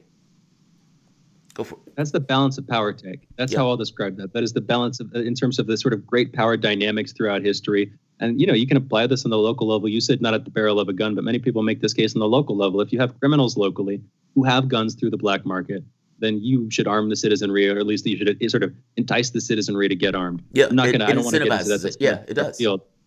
Yeah, but there's this continuum of arguments. But here's my take with that. Doesn't that reject the idea that people are ethical, the idea that people do have ethical convictions, ethical beliefs that they're willing to act out? And doesn't that reject the possibility that you're going to get some leaders in some societies who have particularly well-constructed societies who are ethical? Like, isn't that possible too? Or do you just see it as all realpolitik, all, when the rubber hits the road, it's whatever works? What's your take, Jamarl? No, I think ethics and morality are emergent. I don't think they just are. Meaning, what you consider to be ethical is entirely based upon what your society dumped into you. And what your society dumped into you on ethics and everything else took a very long time to evolve to get to the point where people realize, or people will come to some idea of, this is ethical behavior versus not. But what's ethical would be different depending upon what time frame you're in and when you are. Meaning, it's not an absolute. It's just how does society? So you're saying it's emergent from society. How does society get its ethics? Where does society's ethics come from? It's emergent. As people interact, and as people interact with one another and everything else, you have people who kill, there's blood, there's shooting, etc. But eventually, you end up with this kind of balance of sorts where people find this kind of thing of saying, okay, this is what's right, this is what's wrong. But I'm saying that's emergent. That's a learned quality. That's not something that people just start off with. Well, but I guess here's what I'm saying. You said that it's emergent from society. Yes. But society, as far as I can tell, is emergent from people. If society is going to have ethical beliefs, that's indicative of the fact that people have deep ethical convictions. If I see somebody hurting somebody else on the street, chances are good, maybe I'm not brave enough to stop them. Hopefully I am. But even if I'm not brave enough to stop them, I'm not going to like it. We have all this stuff built into us. Are you really saying that came after civilization or society, or doesn't that seem as old as humanity itself? That's how it seems to me. No. You listen to what I'm saying. Yes, people are one of those things that make up society. That's true. No doubt. It's flat fact. By the same token, those people and that society, there's a feedback mechanism that goes on between those two. It's a chicken and egg stuff. Those people, as you grow up into society, you are getting a perspective, a purview, all of that stuff. That stuff is being ingrained in you. You're not getting it from magic. And at a certain point, that stuff there's an ideology about that stuff that eventually develops. But it wasn't always that way. You might look at somebody getting hurt now and you think, oh, that's horrible. 1,000 years ago, fair game. You may not think anything of it. I'm making the point that the ethics of your society changes with that society. Just like, you have a preponderance of people during slavery that think it's okay, that think God commissioned this. And at some point, people say, doesn't sound like chicken and egg. That doesn't sound like chicken and egg. That does not sound to me like chicken and egg. I don't want to read too much into this, but you're saying that maybe 1,000 years ago, people saw things very differently. I admit that. I agree with that. But I think fundamentally people had the same ethical convictions. We might have responded to situations in different ways based on who we saw as doing right and who we saw as doing wrong. Why do you think that? Because I don't know where, I guess. Like, why do you think that those people where the difference would... Like, if you were born in ancient Japan, where they were samurais, you think they have the same ethical convictions that they have right now? Underlyingly, yes. I think that we have, for about 100,000 years, I think that modern Homo sapiens have existed. I don't see any strong reason. It seems to me like the burden of proof is on the opposition. You're saying that there has been a change historically over hundreds or thousands of years on this deep, even biological level. Why do you make? Why would you make that case, Ron? I didn't say nothing about biological. I brought that in. Exactly. Yeah, you said biological. What I'm saying is, as your society develops, your society has to go through all sorts of stuff in order to come up with ideas about what's right, what's wrong, what's moral, what's ethical, etc. That's what I'm saying. And as one generation goes to the next, those ideas develop. Just like capitalism develops over time, so does morality. I think those things are emergent. If you are living in a Star Trek universe and violence is not something, let's say you're living on Earth, you're not encountering violence. You're not watching violent movies. You're not dealing with that stuff. Your purview of that stuff is radically different. That's what I mean. I mean, like, what you're allowed to be and what you come up with as a society changes as your society develops and continues. I don't even know how that's an argument. I mean, how that's, anyone can argue against that. I don't see it as a development. I see it as a process. We're talking about capitalism from what that's we were emergent. just having. What do you think that means? That's emergent. If it's a process, it's emergent. Yeah, but like I'm saying, society emerges from humanity too. So that is a distinction without a difference. That's what I'm saying. You're Shane, introducing a word. When I kept making the point that there's a feedback mechanism between the individual and society. When I am born, there's all sorts of things that are dumped in me. If I was born 1,000 years ago, what would be dumped in me would be different than what I will be than now. And the perspectives, the reality of it, there may be some people back then that are more sensitive, true. But they're going to be, we're talking about the preponderance of the society and what that society allows. And I'm saying, as you move forward in society and as more things become available to the people of that society and it becomes less difficult and less hostile, and maybe there's less violence on television, maybe the things that they have to do to get by are less violent, your society accommodates that emergence from that. And it creates a ethics of sorts from that stuff. And this is why I bring in biology. Do you think that that you can define that as human potential? It's all the different ways in which I would say there's human nature and there's human potential. All these different ways in which human nature can express itself in different societies. But fundamentally, by and large, human nature has not changed. What's your take on that? In closing, we got to go out here. I don't think human nature exists. I think it's water in the glass. And that's too strong, but not exist is too strong, but I think it's water in the glass. I think it becomes what your society allows. I think it is. I think it is the glass. That's the thing. I think that's biology. This is what it comes down to. If you believe in evolution, it comes down to that most basic bedrock, that DNA substrate. We are who we are. We have our convictions. I see everything else in some sense as a response to that, and a development in some cases, probably. But anyway, we'll end it on that. Got to pick this conversation. Yes, we've got to pick this conversation back up some other time. You guys have been listening to Fault Lines with Jamarl Thomas and Shane Stranahan. I want to, in closing, thank our producers, Cameron, Raheem. I also want to thank our producer, our audio engineer, Andre, over in the studio, laboring day and night. And of course, I want to thank my co-host, Jamarl Thomas. We will be back tomorrow. Thanks for listening, folks. Signing off. Fault Lines with Jamarl Thomas and Shane Stranahan.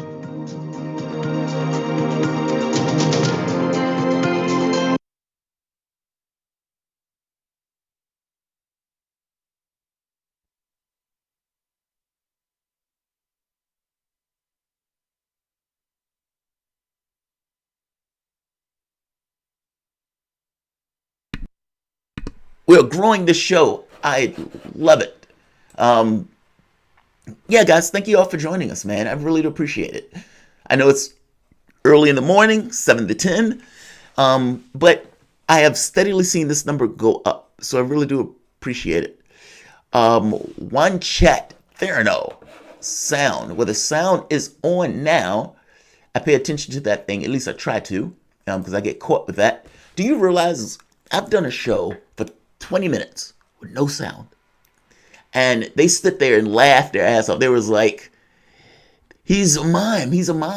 He's doing thing. Because when I do my show, at least initially, I'm not entirely, sometimes I'm not looking at the thing. And during that time, I had like another video on it, something like that. I was just all in. I was in it. My hands just flailing. Robert Lemons. Thank you, Robert Lemons. I appreciate it. Leave a comment. I love the comments. Pop Reality 100. Thank you, Pop. Barbara Marissa, they know you have nowhere else to go. Game over. And that was from yesterday's video on Sanders. Guys, I want to thank you all. I really do appreciate you all joining us. We do try to make the back and forth part of the show. Even when the audio is missing, your intent is clear. Intent is clear. Jamal the philosopher. No, I'm not a philosopher. I'm not a philosopher. Shane is the one that does philosophy. I bump my head up on shit just from life stuff. I agree with the water in the glass. People are shaped by their circumstance. I think that's a flat fact. I don't know how that's argued. But look, you can make an argument that the biology is the glass, if you want to make that case. But no, I think ethics are emergent. If I'm living in a war zone and, there's this question, if our world is a war zone, what are ethics in that? You may come up with ethics of war. You may come up with ethics in the way that people engage one another. Hell, if we were living in slave times, you may even come up with ethics where it's okay for that guy to whip his slave. Will some people feel some kind of way about it? Yes. Because you have a polarity of people in your society that will be to the left or to the right. But even within the context of that polarity of to the left and to the right, those things are ranges. And those ranges will change depending upon the society that you're in. Even in Star Trek, for God's sake. When you got human beings, the best human beings that we can think of, in a war, they acted like any other human being in a war, with one exception. When it got to the point of life and issues of life, they were less hawkish. Why? They might have been better people, but they still had to exist within the context of their society and the ranges to which their environment allows. So, if I'm an adult male, I function in a particular way. As I get older, I have to accommodate that new environment. There may be illness, there may be all sorts of things. Yes, I may hold on to certain value sets, but those value sets will probably crucify me because if I'm still trying to pretend like I'm the 20-year-old at 60, I'm going to have issues. I'm making the point that your environment changes, affects behavior, and eventually it will change and affect point of view and the way your society views things. The catch is, it's hard to see it. I mean, how do you step outside of yourself to see what human nature is, if human nature is at all? I do think there's a bit of logic that people operate on, but that logic, again, is bumping up against a society that is telling it and that is shaping it in one way or the other. It's just, it's who we are. It's people. We are directly affected. It's like a plant. Light, water, rain, etc. If any one of those things are missing, that thing doesn't grow all that well. It may not grow at all. It may actually die. So I'm going to end this here. You guys will see me later today, but I'm going to say like, share, subscribe. I'll see you guys in a few. Thank you all for joining us. Seriously, like, share, subscribe.